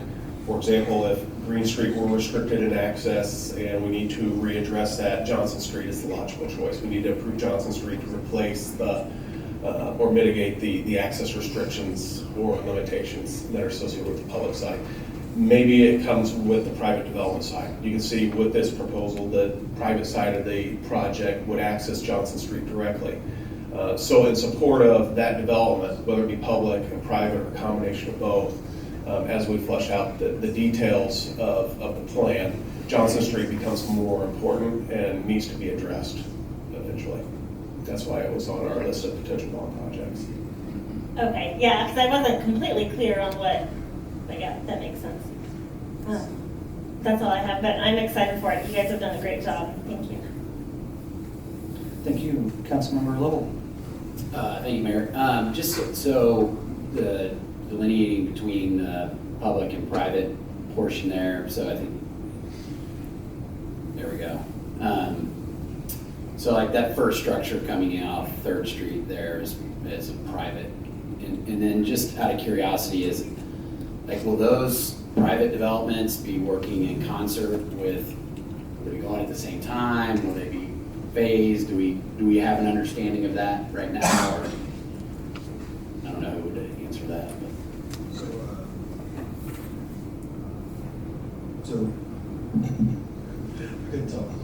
So Weston with Main Fork, Weston Buckley is here to speak a little bit more in detail on that. However, Main Fork is working through the private components at this time. We don't have a strict schedule for the private components at this point, and those will come online as soon as they're able to. But we could, I mean, in theory, move forward with what we have there, and the others could be phased in. I mean, likely would be phased in over time. You'd be working in concert and design, making sure everything obviously meshes together there, blends well. Yeah, thanks. Appreciate it. And that's exactly the thought process. We're looking at this development holistically. The focus here tonight is kind of on the public components, because that's what we're ready to get started with on the design phase. However, this project always has been imagined as a larger mixed-use project, so we are working on the private side uses. We're not ready to confirm one way or the other, yeah, like what that corner would be, whether it's hotel or whatever. Yeah, that's exactly right. But the uses that have been part of the conceptual plans all along are what we're pursuing, and we are trying to move those forward as quick as we can. And part of that process is pinning down exactly what the public components are going to be, how much space they're going to take, ingress, egress, that sort of thing. That's going to determine how we can develop the rest of the space. So that'll help us fill that as we move into the SD phase of public components. Great. As far as just the layout, I mean, I'm interested. I see some fellow downtown business owners and feedback, as I know you guys have interacted with them quite a bit too, as to kind of how we're laying this out. For me, design materials will be very important. The types of materials that we use, just maintaining the integrity of kind of our design overlay in downtown. I know that comes with a cost, but I think it's very important that if we're using really good materials. I love the canopy. I think that's a no-brainer. Obviously, budgeting second. I love the balcony area. I love the angle. I mean, I think it. From first glance, it's something unique. I kind of like the all white. It's kind of got a Miami feel to it, But I appreciate your guys' efforts. I know it's been a long, arduous process, and everybody working together to put stuff together. But my general opinion is this looks like a really good start. Obviously, we want feedback from the local business owners in downtown too. So what they think. Thanks, Mayor. Thank you. To further address your comment on the materials, we understand that we want something that fits in the context of downtown, and we want it all. There's public and private components, but we do want it all to speak to each other with a cohesive design. Thank you. Thank you. Councilmember Felker. Thank you, Mayor, and I really don't have many questions, but I appreciate how this come together. It's been a bit since we had that initial conversation down the street, looked at the different renditions of this. I like how you married the different ideas together, brought it forward. It looks good. It flows well, and it seems like it's going to provide a lot of really what I think your initial survey responses were asking for, that kind of public involvement, a lot of space to do things. So a variety of things. So I just want to commend you for it. Appreciate it. Look forward to seeing what our next steps are. Thank you so much. Thank you. Councilmember Breyer. Thank you, Mayor. So I don't want to speak for any business owners in downtown, but I did reach out last week to several of them, and the ones that I spoke to, they were all very excited to see this project continue. Thank you. Thank you.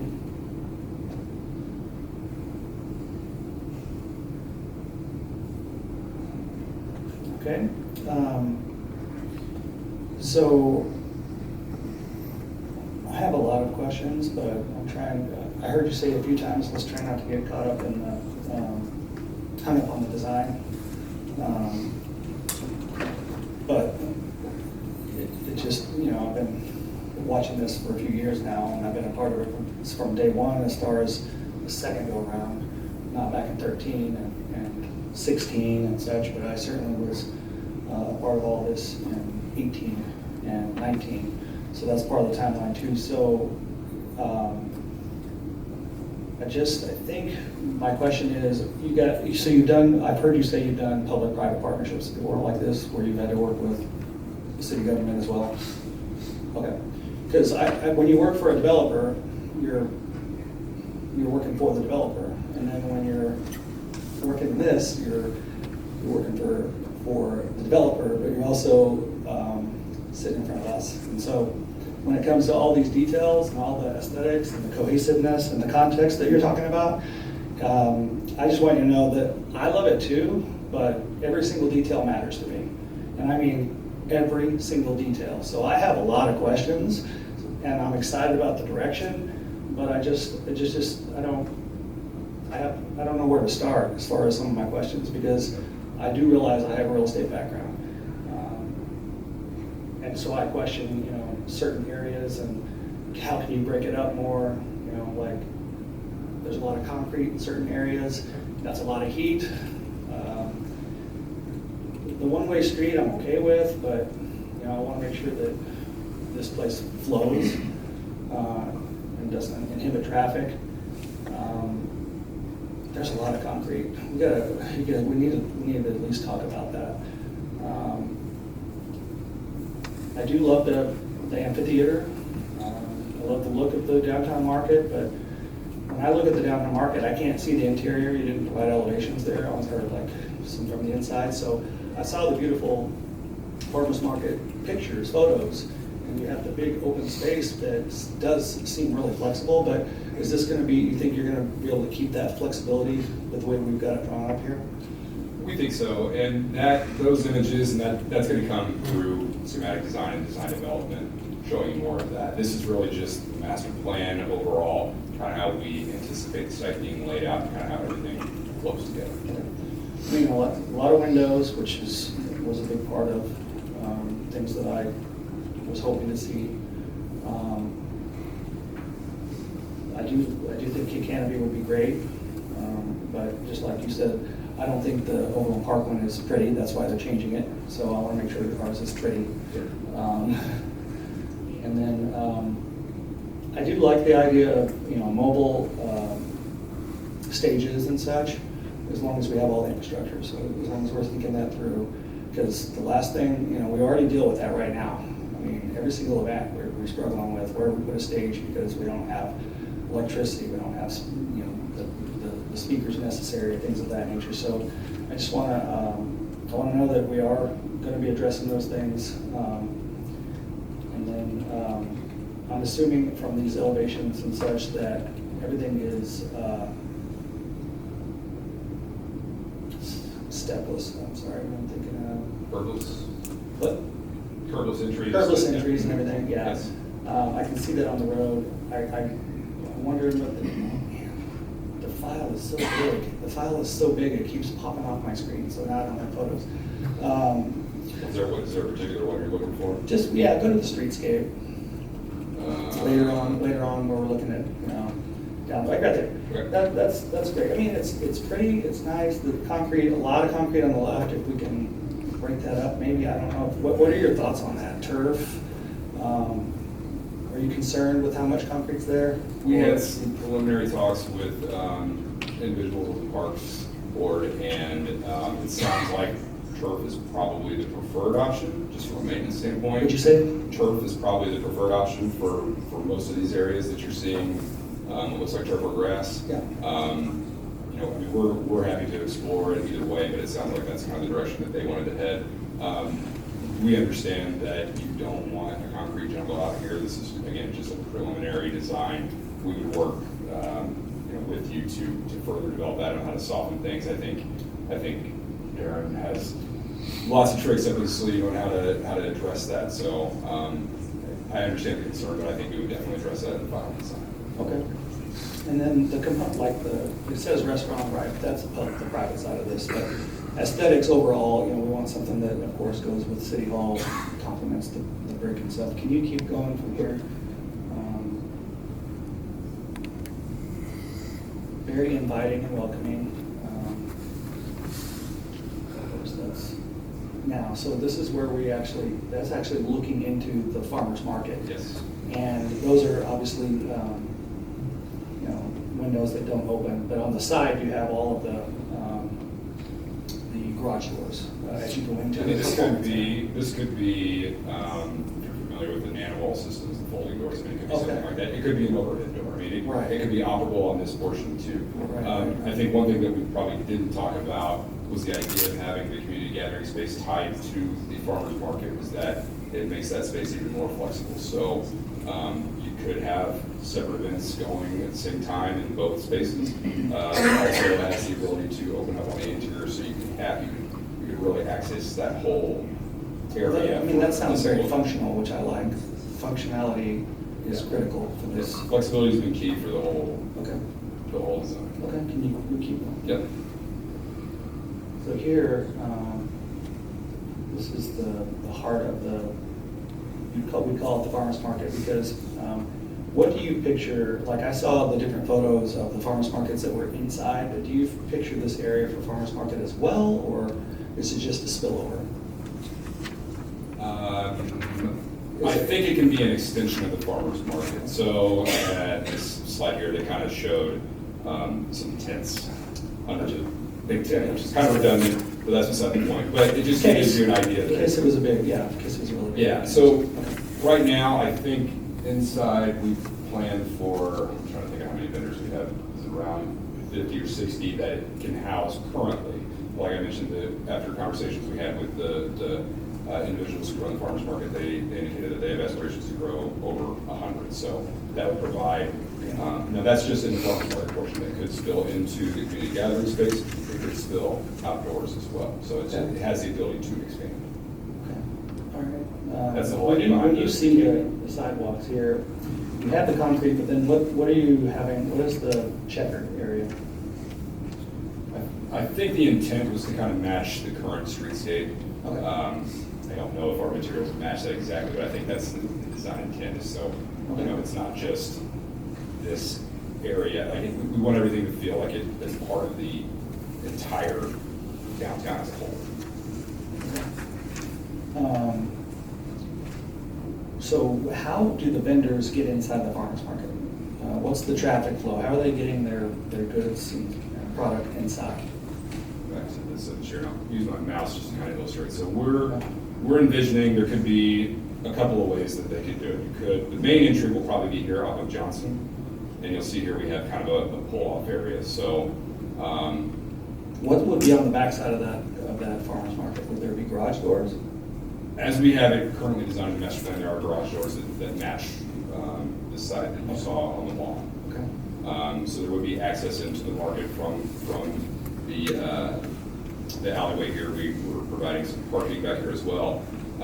We have this angled space where we're trying to provide that flexibility for if there are any vendors that need to have their trucks, or maybe they have a trailer, that's a space that they can set up. Maybe there's a space for food trucks as well.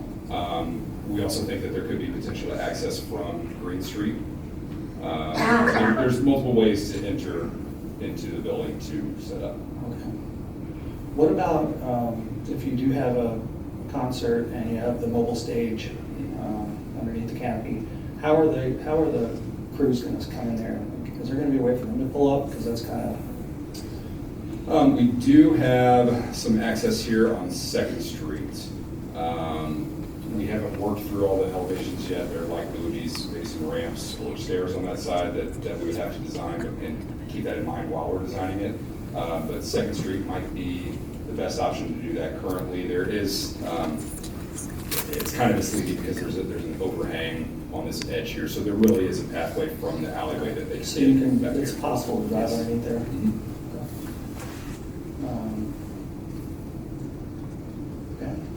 good. Can you keep going towards the end, Kim? I just want to make sure I give you some things that I, to think about going forward. Yeah, it's you can imagine all kinds of events in this area. Can you keep going? That's about it. Okay, so at night, yeah, I can picture that. But I want to make sure it flows, So in fact, good job. You got me thinking. Can you go back to the site plan aerial? Yeah. So from here, you've got right now it's a one-way street. Of course, the curve is cool, but I just want to make sure it's functional. And then, is there still, like Darren, remember the thought of blocking this off, the street off, so that we can use the whole area for, a big event? We still have that ability? Yeah, absolutely. You can still block it off easily from 3rd up to the. Can you show everybody with your mouse? You can easily block it off from 3rd all the way up to here without doing anything with the garage parking access fire. Or you could go ahead and block off the whole thing if that was really going on and there's still some alleyway access or whatever, or be able to peel the crowd back if somebody needs to go in and out of there or something. But that ability is still in play. Okay, so given the fact that we're not using the farmers market per se for any parking like you've seen with other farmers markets, so the interior might be a little bit higher quality construction as far as we won't just have necessarily just concrete on the floor. What kind of surface? From a maintenance standpoint, concrete's not a bad option. It's like a polished concrete or stained concrete. Right. But that was done intentionally just based off of conversations that we had to keep vehicles out. If you're going to be using it for events, anything from, fundraisers or galas or banquets or anything like that, the last thing you want to be walking across is a floor that has a bunch of oil stains and tire marks across it. So that's the idea, is that we would keep all vehicular traffic outside. Right, I can see the benefit of that, but functionality, looking at Donnie, is, I know what people are going to want to do, but okay. Well, and I'll go back to, I'll use Independence as an example. That's something that we dealt with in the design of that farmer's market, was talking with the vendors and explaining to them that they weren't going to be able to pull up their trucks, in the whole portion. There's, if you're familiar with it, there's the enclosed space and then there's the open air, but it was giving them that flexibility where if there were some that needed to operate like that, they could use the open air structure. But for the enclosed, we were keeping all traffic out of there, and when we keep it nice, we elevated it on a curb, so we can keep that nice floor and Okay. Well, it looks wonderful. I'm in agreement with everybody else. I'm excited that we're here. I want to make sure, I think I've kind of hit some of the things. I want to make sure it flows. I want to make sure it's welcoming and inviting in all areas, not just the farmers market, but down here on this corner where you're at 3rd Street. And I'm excited to get going. So on that timeline, we'll talk with staff, council will, and Mr. Elmo. I kind of want to integrate this with what we were doing legislatively. I guess that makes sense. Like you're talking about zoning and such, or whatever. Because I want to keep pushing through on this. And I think that this is a big night because the next bill is the ordinance for the approval of the contract with your company. So with that kind of contract, hopefully you guys are all in and we're full go. So I just wanted to add one more raw kind of thing here, is that as a big Kansas City is in the whole region, not including Kansas City, we're really focused on Gold Cup coming in to our town, into the city. And this could be a great place to get this done. You get inundated with all of that. People have been migrate to here. So I really see this market, the downtown, all that really prospering from all that influx of people. It's like 5 or 6 Super Bowls we're going to get in this town. So I think you're really going to get affected in a positive way. So let's get this done. All right. All right. Well, thank you. Mr. Elam, you want to add anything? Or are you good? Mr. Buckley, you want to add anything? Or are you good? Thank you. All right. Very exciting.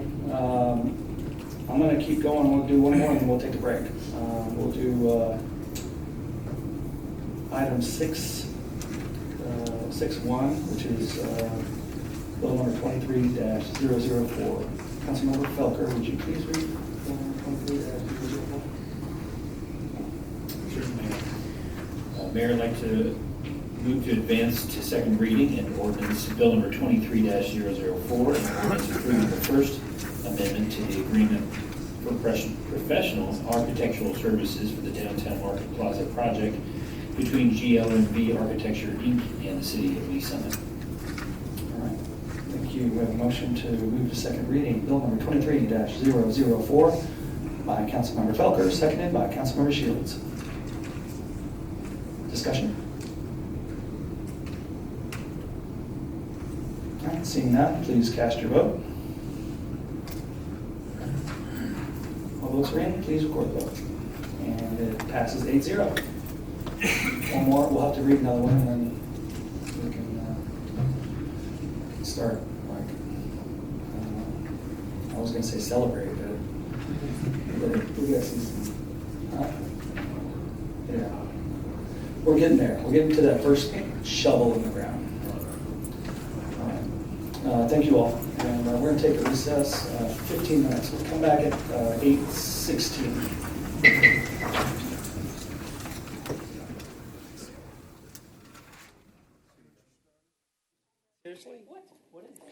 All right, welcome back, everyone. We're going to bring this meeting back to order. I'm so sorry I took longer on that break. We just hadn't seen each other since before Christmas, so we were pretty talkative back there. So bringing this meeting back to order, and the next item on the agenda is a resolution. Could I have Ms. Fowler-Curry please read the resolution number 23-01? Resolution number 23-01. A resolution authorizing the mayor to appoint successor directors at 740 Northwest Blue Parkway Community Improvement District. Thank you. We have a motion to adopt Resolution 23-01 by Councilmember Shields, seconded by Councilmember Hodges. Discussion? Seeing none, please cast your vote. Just do a voice. You can do a voice. All right, thank you. Please record the vote. All votes are in, and it passes 8-0. Thank you. Next is proposed ordinances forwarded from committee. The first one is bill number 23-005. Councilmember Lovell, would you please read for second reading?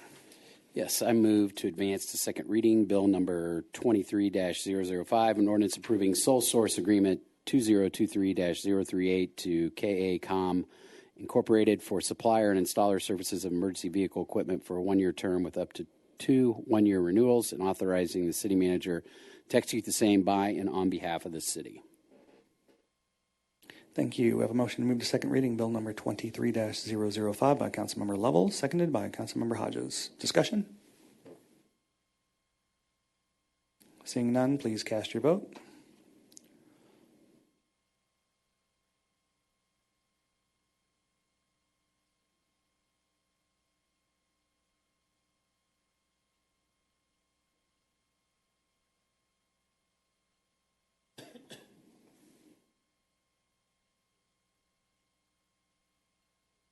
All right, here we go. All votes are in. Please record the vote. It does move to second reading unanimously. Councilmember Lovell, would you please read for adoption? I move for adoption bill number 23-005, an ordinance approving sole source agreement 2023-038 to KA Inc. for supplier and installer services of emergency vehicle equipment for a one-year term with up to 2 one-year renewals, and authorizing the city manager to execute the same by and on behalf of the city. Thank you. We have a motion to adopt bill number 23-005 by Councilmember Lovell, seconded by Councilmember Hodges. Discussion? Please cast your vote.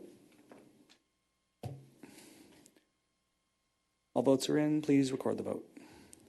It's adopted 8-0. Thank you. Mayor Protem Lopez, would you please read Bill number 23-006? Yes, thanks, Mayor. I move to advance a second reading, Bill number 23-006, an ordinance approving the 2023 Jackson County Board of Election Commissioners poll contracts for the Lovell Community Center, Harris Park Community Center, Longview Community Center, and Gamber Center, and authorizing the administrator of the Parks and Recreation to execute the same by and on behalf of the city. Thank you. We have a motion to move to second reading, Bill number 23-006 by Mayor Protem Lopez, seconded by Councilmember Shields. Discussion? Seeing none, please cast your vote. All votes are in. Please record the vote. It does move forward for second reading unanimously. Mayor Protem Lopez, would you please? Yes. I now move for adoption of Bill number 23-006, an ordinance approving the 2023 Jackson County Board of Election Commissioners poll contracts for the Lovell Community Center, Harris Park Community Center, Longview Community Center, and Gamber Center, and authorizing the administrator of Parks and Recreation to execute the same by and on behalf of the city. Thank you. We have a motion to adopt Bill number 23-006 by Mayor Protem Lopez, seconded by Councilmember DeMauro. Discussion? Please cast your vote. All votes are in. Please record the vote. It's adopted unanimously. Thank you. Councilmember Hodges, would you please read Bill number 23-007? I move to advance to second reading Bill number 23-007, an ordinance approving amendment number 10 to the budget for the fiscal year ending June 30th, 2023, as adopted by ordinance number 9441, ordinance number 9442, ordinance number 9449, ordinance number 9450, and ordinance number 9451 by amending the full-time equivalent positions and amending the pay and classification plan for this city. Thank you. We have a motion to move to second reading Bill number 23-007 by Councilmember Hodges, seconded by Councilmember Felker. Discussion? Yes, Councilmember Felker. Thank you, Mayor. I wonder if I could just ask a quick question of Mr. Elam. And I'll just, as you come down, I have no problem with, I think, what we're doing here. I think I'm more or less asking you to just speak a little bit about what we're doing, since if I'm a citizen looking at this and I see the budget's being amended, what I know is it's quite simpler than that, but can you explain what we're doing here? Yes, sir. Ryan Elam, Assistant City Manager. So what we're doing here is we're not increasing the number of FTEs allocated to development services. We are creating the position of Deputy Director of Development Services, and that is a reclassification of the Assistant Director of Plan Services to that Director of Development Services position. So budget amendment is necessary because the position has to be added to the pay and classification plan. So that's one portion of the budget amendment. And then the other portion of the budget amendment is the FTE allocation. And in the FTE allocation, it is listed as a deputy/assistant director. So it is indicating that one or the other, either the Assistant Director of Plan Services or the Deputy Director of Development Services would fill that FTE slot. And that might depend on the caliber of who you hire, essentially. Correct. And so then the only fiscal impact might be there's a different pay range maybe for the deputy versus assistant. Would that? That's correct. Okay. Mm-hmm. All right. Thank you. Appreciate it. Thank you, Mayor. Thank you. Okay. Any further discussion? All right. Please cast your vote. All votes are in. Please record the vote. It moves to second reading unanimously. Councilmember Hodges, would you please? I move for adoption of Bill number 23-007, an ordinance approving amendment number 10 to the budget for the fiscal year ending June 30th, 2023, as adopted by ordinance number 9441, ordinance number 9442, ordinance number 9449, ordinance number 9450, and ordinance number 9451, by amending the full-time equivalent positions and amending the pay and classification plan for the city. Thank you. We have a motion to adopt Bill number 23-007 by Councilmember Hodges, seconded by Councilmember Pryor. Discussion? Please cast your vote. All votes are in. Please record the vote. That bill is adopted. Thank you. Proposed ordinances, first reading. Councilmember Felker, would you please read Bill number 23-008? Certainly, Mayor. I'd like to move that Bill number 23-008 be advanced to second reading. An ordinance approving an agreement between the City of Lee Summit and Public Consulting Group, PCG, to provide financial services, allowing the city's continued participation in the Ground Emergency Medical Transport, GEMT program, and authorizing the city manager to execute such documents as necessary herein. Thank you. We have a motion to move to second reading Bill number 23-008 by Councilmember Felker, seconded by Councilmember DeMoro. Discussion. Seeing none, please cast your vote. All votes are in. Please record the vote. And that does move forward to second reading unanimously. Thank you. Before we go to this next one, I've asked staff to talk about the next three ordinances. These are the general obligation bonds that we've been discussing throughout the month of December. Staff has been doing work with our in-house counsel, but also our Gilmore Bell, and they had to do some reorganizing for us. They haven't taken anything out, but they've had to reorganize. So, Mr. Dunning? Yep, that's a great way to put it, Mayor. Mark Dunning, City Manager, taking the direction from the last meeting in December on the initiatives to place on a no tax increase. We have worked with, as you mentioned, Sid Douglas with Gilmore Bell, our city's bond counsel, to frame these questions. I want to provide Sid the opportunity to explain the legalities of why are there three questions and why, as a municipality, we're not able to bundle all of these initiatives into one question. I will say this, when we put that list together, it was about $185 million of projects. If you add up the totals in these three ordinances, it actually comes up to $186 million. Reason for that is as we looked through all the initiatives, we asked ourselves, does that relate to public safety, or does it relate to transportation, or would it be considered general municipal purposes? We did that analysis based on all of the listed initiatives in the spreadsheet, as well as the facilities reinvestment items that we would consider. So we've divvied all those up and working with Mr. Douglas in shaping these questions. So that's why it comes up to $186 million, because as we reposition those in the different categories, to frame these questions, some of those numbers shift a little bit. So if you see differences in the numbers, that explains it. So with that, I'll let Mr. Douglas come up and share a little bit about why are there three questions, some of those limitations as we go forward with this. Thank you. Mayor, members of the council, Sid Douglas with Gilmore and Bell. As Mr. Dunning explained, we do have some constitutional, statutory, and some case law interpretations that we have to try to comply with in taking together your significant list of projects that you wanted to undertake. And what we're limited to, or what we're required to provide, is each of the ballot questions that are asked to be approved by the voters must have a single common plan or purpose for what is being done.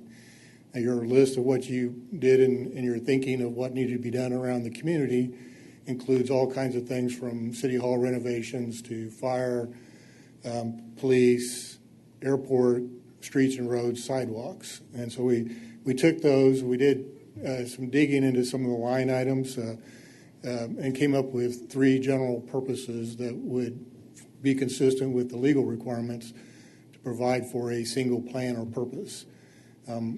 The biggest one would be what we would refer to as public safety and emergency preparedness.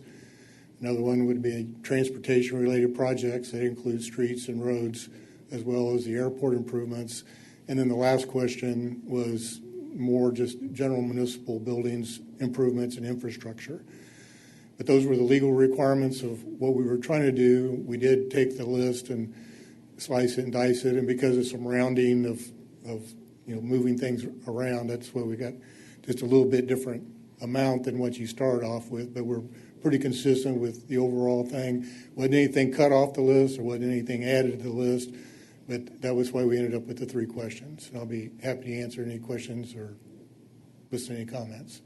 All right, thank you. Anybody, council members, have questions for Mr. Douglas? All right. Thank you, sir. All right. With that said, we've got 3 ordinances we'll read here. We've got the first one related to public safety, the second one related to transportation, the third one related to general municipal buildings and services.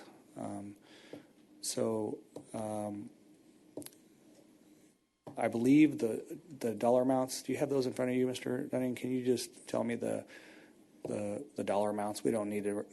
Sure do. You don't need the ordinances pulled up. So for the public safety and emergency preparedness, that is $74 million. Okay. For the That's the public safety, $74 million. Yep. Correct. For transportation, it's $98 million. Right. And then for general municipal purposes, it'd be $14 million. Okay. All right. So that's where, if you add those together, that's where the $186 million is. Right. So I think probably we'll just move forward with reading each one and having any discussion as needed. So we'll start with Councilmember Hodges. Would you please read bill number 23-010? I advance to second reading bill number 23-010, an ordinance calling an election to authorize the issuance of general obligation bonds for the city of Lee Summit, Missouri related to public safety and emergency preparedness. Very good. Thank you. We have a motion to move to second reading. Bill number 23-010 by Councilmember Hodges, seconded by Councilmember Pryor. Discussion? Yes, Councilmember Felker. Thank you, Mayor. So as we read the language for the ballot and then the ballot initiatives on each one of these, and then we have our list of projects as we've described in our packet as including but not limited to, what is the, and I think we've understood this from the get-go, but and the way that's described is, here's our list of projects, but we get down the road and we talked previously about flexibility, for instance, with the police project that we had. How bound are we? Is it in terms of what projects we already listed, say each measure passes, how bound is a future council to actually follow the prior lists that we have? I guess is my question. Yeah, so that's probably more of a legal question that I would defer to legal, but I would say this, that list that I've produced for those packets, and we do have a listing of those facility reinvestment projects too, that there's a responsibility on us as staff to use those resources, if these were approved, to target those environments. I call them kind of the key projects out of those line items, and we know that as we go forward, if we go forward with those projects, that there's going to be ancillary things that come in at an expense. But it makes sense to utilize those resources to make a full package and really produce the results that we want. And so that would be our intent as staff. It's not like if we're not going to use more than what we need either, right? This is kind of an up to an amount. So if things for some reason come in less than what we anticipated, that's a great thing. We won't issue as many bonds, as much in bonds, I should say. And I'm not trying to impute any ill intent on anyone's part, but again, my thinking was, well, what if a future council decides let's direct these in a different fashion? I assume there's some limits in terms of you've got to keep within a certain type of use, but and maybe there's a good reason for making a change. Maybe there's some dramatic difference in how the city's developed that we would actually want to make a change. So I'm just curious. Yeah, the ballot question is not specifically approving the list that you guys have put together as council members in your collective judgment. We have included it within a general topic of public safety and emergency preparedness. We've tried to describe everything on the list in general terms, but we're not approving each of the specific items that are on there. That will be up to the council and your staff to implement that. And as Mr. Dunning indicated, some of that is going to be impacted by when you get voter approval and when you undertake each one of those projects. I think you've seen a significant increase in costs and some of the implementation of some of the fire station improvements that went around a community. And so what gets completed and what you're able to do may be impacted by costs or other factors. Thank you. Mayor, I think that's it. Thanks. Okay. Oh, Mr. Douglas, like we passed the, I'll just kind of tag team with Councilmember Fogo. We passed the the bonds for the fire stations, and then that was in 19, right? So, I mean, 4 of our council members weren't on here, but those 4 did recently approve the contracts for, approving those because they were there were some overruns and such. So we still have those type of approvals along the way is what I'm kind of trying to point out. Absolutely, yes, sir. I mean, if it's not feasible at a later date, then you don't pass those, you don't pass the ordinances to move forward. That's correct. All right. Thank you. All right. Any further discussion? All right, seeing none, please cast your vote. All votes are in. Please record the vote. Passes 8-0. Thank you. Councilmember Lovell, would you please read bill number 23011? Thank you, Mayor. I move to advance the second reading, bill number 23-011, an ordinance calling an election to authorize the issuance of general obligation bonds for the city of Lee Summit, Missouri related to transportation purposes. All right, thank you. We have a motion to move to second reading, bill number 23-011 by Councilmember Lovell, seconded by Councilmember Hodges. Discussion? Seeing none, please cast your vote. All votes are in. Please record the vote. That one passes 8-0 as well. Thank you. And Councilmember DeMoro, would you please read bill number 23-012? Thank you, Mayor. I move to advance the second reading, bill number 23-012, an ordinance calling an election to authorize the issuance of general obligation bonds for the city of Lee Summit, Missouri related to general municipal buildings and facilities. Thank you. We have a motion to move to second reading, bill number 23-012 by Councilmember DeMoro, seconded by Councilmember Hodges. Discussion? So I'll just offer up on this one that I feel like those first 2 were pretty easy decisions, public safety, transportation, and then I don't know if I'm just overthinking it, but is this last one where we're talking about municipal buildings and services where it's fairly general. It's not as specific as when somebody asks what we're going to spend dollars on for public safety. We're going to specifically talk about a public safety operations center. We're going to specifically talk about a renovation to the courts. And the same thing on transportation. We're going to talk about specifically roads. We're going to talk about the very specific roads. There's a list that we can read from that will impact pretty much every district in our community. So on this one, Mr. Dunning, it just is it's a little bit more vague. Are we going to have bullet points that we'll be able to tell the community on this one, very similar to the transportation and the public safety? Will it say City Hall renovation underneath this one? It would be more specific than probably City Hall renovation. It'd list out the major components like a roof replacement. We talked about, we use the acronym ERP, Enterprise Resource Planning System. That's our backbone, our financial and human resources backbone system that's at the tune of $6.5 million. So they're a little more, I'll say, granular, harder for people to say, what is that? Now, City Hall roof, that's pretty self-explanatory, but there would be a bundling of those types of projects that make up this $14 million. A lot of, I'll say, more major systems that throughout general buildings, City Hall being one, our Public Works Maintenance Operations facility being another. So just a smattering of different higher ticket cost items to maintain those buildings. Okay. So thoughts on that? Council, yes, Councilmember Lovell. So was the airport hangar in that line item, or was it in the transportation purposes? Anything related to the airport, the hangar, the doors that's a pretty massive expense. Those are tied to transportation. Okay. Thanks. Mm-hmm. Thank you. Do we just put it on the ballot and let the voters decide, or do we try to simplify it for the voters and just go with the first the first two that we passed.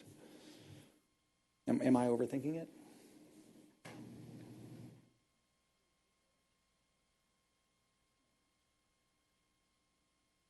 Yeah, we got another reading next week. We could pass it this week and then talk about it next week more.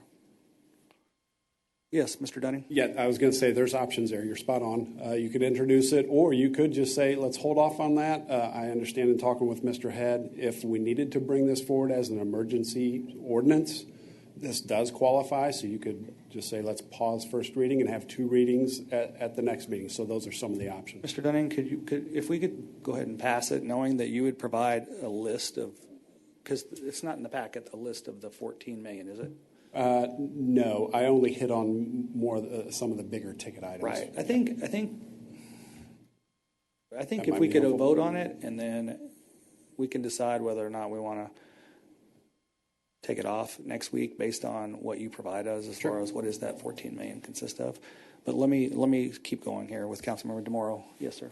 Yes, thank you, Mayor. I would, excuse me, I would prefer a categorization of the possibilities that would encompass this reading here, the line item list. All right. I think I would like to see that specific list, because I think while you're at it, Mr. Dunning, just provide all the list of each one, how you got to the 74 next week, the 98, which ones they add up to, and then the 14, so that we can see that 14 very specifically. Does that sound good to everybody?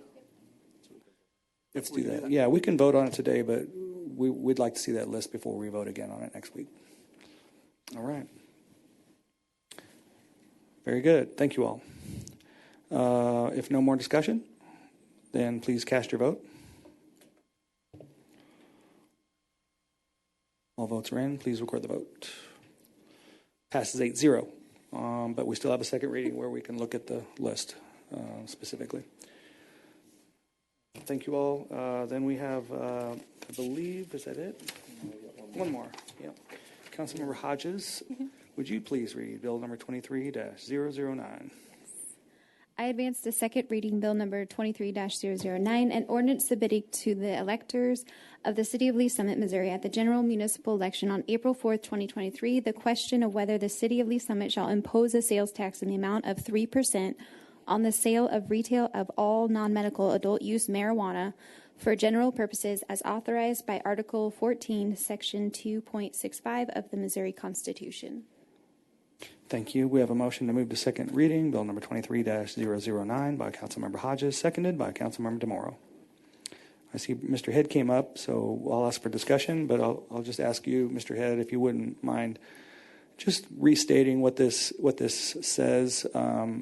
But first, let me just say that state of Missouri had a vote. Recreational marijuana was deemed legal. And you've been dealing with the aftermath of creating ordinance after ordinance after ordinance, trying to make sure that we're prepared for the moment that the state says that we're supposed to have our ordinances in place so that vendors can sell. But this one is related to the fact that it's headed our way, the legality of selling marijuana recreationally in our community. And we're proposing putting it on the ballot that if that's the case, then we would like to put a 3% tax on recreational marijuana. Is that correct? Yeah, that's all correct, Mayor. As you said, this all comes from the Constitutional Amendment number 3 that passed with, I think, about 60% of the vote in November of 22, November 8th. That went into effect on December the 8th. And included in that were two opportunities for ballots, one dealing with whether or not cities wanted to allow the recreational marijuana to be sold in their communities, and the other regarding this 3% sales tax on that. It's the non-medical, so if someone is coming in and purchasing with a medical card, they will not have the tax attached.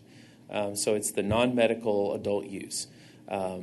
We cannot, the other ballot issue that I mentioned, we cannot actually have an election on that until November of 2024, according to the provisions of the constitutional amendment. There is no actual proposed ballot language in the Constitution for this 3% tax, the way there are for like essentially every other tax that we would propose. There is some ballot language that is specifically included in the statutes.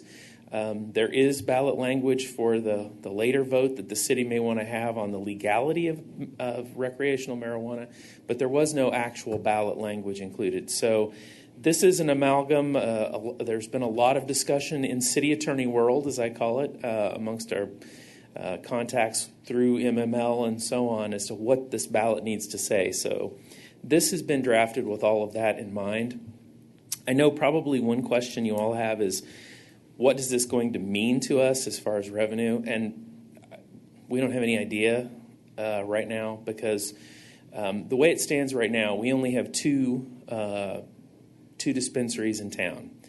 We cannot take their data and then attempt to extrapolate. To do so for us would be a felony. We cannot release that information publicly. So we cannot come up with a really good idea. MML came out with some information about what they thought it would mean. They thought that the average would be sales of, $400,000 a year, Betty? Sales of around $400,000 a year would be the statewide average for a dispensary, and then you could sort of extrapolate your thoughts off of that as to what our sales tax would be. But this 3% is in addition to all of our normal sales taxes. So our general sales tax, parks sales tax, all of those sales taxes, public safety, all of them will continue to be collected, and this is on top of that for the adult use. Okay, thank you. Councilmember Felker? So thank you, Mayor. So, Mr. Head, with that 3%, is it just, I know we say here for general purposes, so meaning it's just revenue to the city? It's just revenue to the city. No, that's it's not correct. Directed toward medical research or there's just more money. The council would have the ability to decide how those funds are used in the future. And okay, and so the way this is, we wouldn't be in a position, this is the way we could pass this for general purposes, but in the future, we could say we want to allocate more of our general fund to such and such. You always have that opportunity. Okay. Thank you. Thank you, Mayor. Thank you. All right. Okay, thank you. Thanks for making a complicated issue fairly simple. Can't wait to talk about those other ordinances. You're going to kill us. You're going to kill us. How many are there going to be? I think 5? we ended up with 5. Wow. I thought you were going to bring in a dozen or something. Hey, I worked to make it more compact, Mayor. I did my best. Thank you. All right. Well, on the floor before us is a 3% tax on non-medical. I said recreational, but he's using the terms non-medical adult use marijuana. So if there's no further discussion, then please cast your vote. Bless you.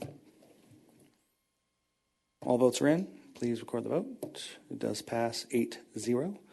So we'll see that one again next week as well. Committee reports. It's a new year. Who's excited to meet? Councilmember DeMoro. Thank you, Thank you, Mayor. We had a Finance and Budget Committee meeting last Wednesday, and just to let you know, I did not bring my schedule of the dates, although I'm sure they're going to be published. The budget process has started officially with the staff, and then the council will be seeing things every once in a while, and then, of course, we will approve the budget. But we plan to have some additional Finance and Budget Committee meetings to saucer and blow everything out. Thank you. Thank you. Councilmember Felker. Thank you, Mayor. We canceled our Rules Committee, and Public Works did meet this week, and I thought I had a pretty neat discussion about water towers and painting them. Yeah. So if you want to learn about that. Can we do pretty colors? Pretty colors. I think we're sticking with white, which is good. Actually had a conversation with someone else about that, which is interesting. Some of the guests we had earlier today, they found some of the information we had on that. Again, interesting. So good work on the part of the Public Works Committee. Thanks. Okay. Thank you. All right. That would take us to council comments. We had a couple of a promotion and a new hire. So, Mr. Dunning, I guess you'll save that for staff roundtable, but congratulations. It looks like you guys have been hard at work. And how many months have you been city manager? Is it 4 yet? It's not quite 4 yet. Not even 4 months, and you hired and promoted. Okay. We have a busy meeting busy month coming up. We've got, of course, all these ordinances tonight to finalize. We've got a fairly busy schedule next week, and then the 24th we will be meeting with the school district and a joint meeting. And there is actually a pretty lengthy list of items, pretty lengthy, where we'll be discussing things that they're doing and we're doing, and we've come a long way. There's a lot of things that we're collaborating with regard to, and I'm looking forward to that meeting. So, Mayor Potem Lopez. Mayor, I apologize. I meant to bring this up earlier. So I want to acknowledge a couple birthdays from a couple members on the dais here. One yesterday and one tomorrow. Councilmember Hodges was yesterday, and Mayor's birthday's tomorrow. So, and Fred Friday. And I guess we had 2 birthdays in December that were overlooked. Yeah. So, anyway, happy birthday. Yep. Thank you. Thank you.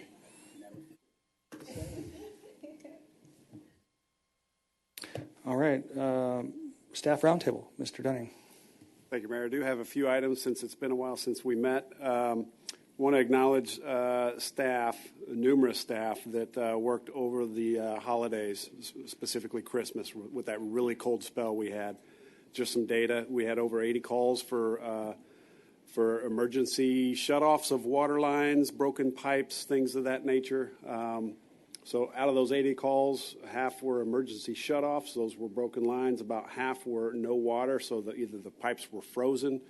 But out of those 80, only 4 were water meters. So most of those were on the private side, right, the homeowner or business side to address. And the water utility staff and many others helped with all of those, even though it's not our infrastructure to assist in those needs. Out of all that, only 2 water main breaks, but those were worked while those mains were active. So that was quite an effort to keep water in service at that point in time.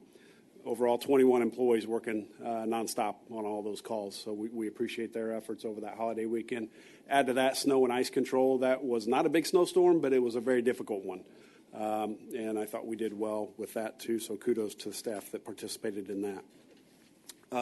3 other things. Scruggs Road, in between Todd George Parkway, Todd George Road, and Bristol Drive will be shut down beginning January 17th for about 6 weeks. This is to line those pressure sewer lines that have been incrementally leaking, and so we're going to line those so that we don't have to tear up Scruggs Road as much. So we'll shut that section of road down on the 17th. So that's a week from today, and information has been sent out on that. Citizens Leadership Academy starts this Saturday at 8 a.m. here at City Hall, and you all are more than welcome and invited to come share some breakfast and interact with the participants at that meeting this Saturday. Again, starts at 8 a.m. And then lastly, I'd just like to thank the staff that worked on the team for the no tax increase. That was a lot of heavy lifting over the month of December to pull that all together and a timeline that we could meet getting things placed on the April ballot. So I very much appreciate the collective effort to get to where we got. No, we still have second readings, but that was a lot of work that went into that, so very much appreciate that. That's it, Mayor. Thanks. And happy birthday. Oh, thank you. And on behalf of City Council, we also thank the staff for all that hard work, because we do realize you've done a lot in the background and brought it forth in a very concise way, and yet we still got to make decisions as council. So thank you. With that said, we did pretty good tonight. Actually did really well. We got through a lot, and it is, we're going to adjourn this meeting at 9:03.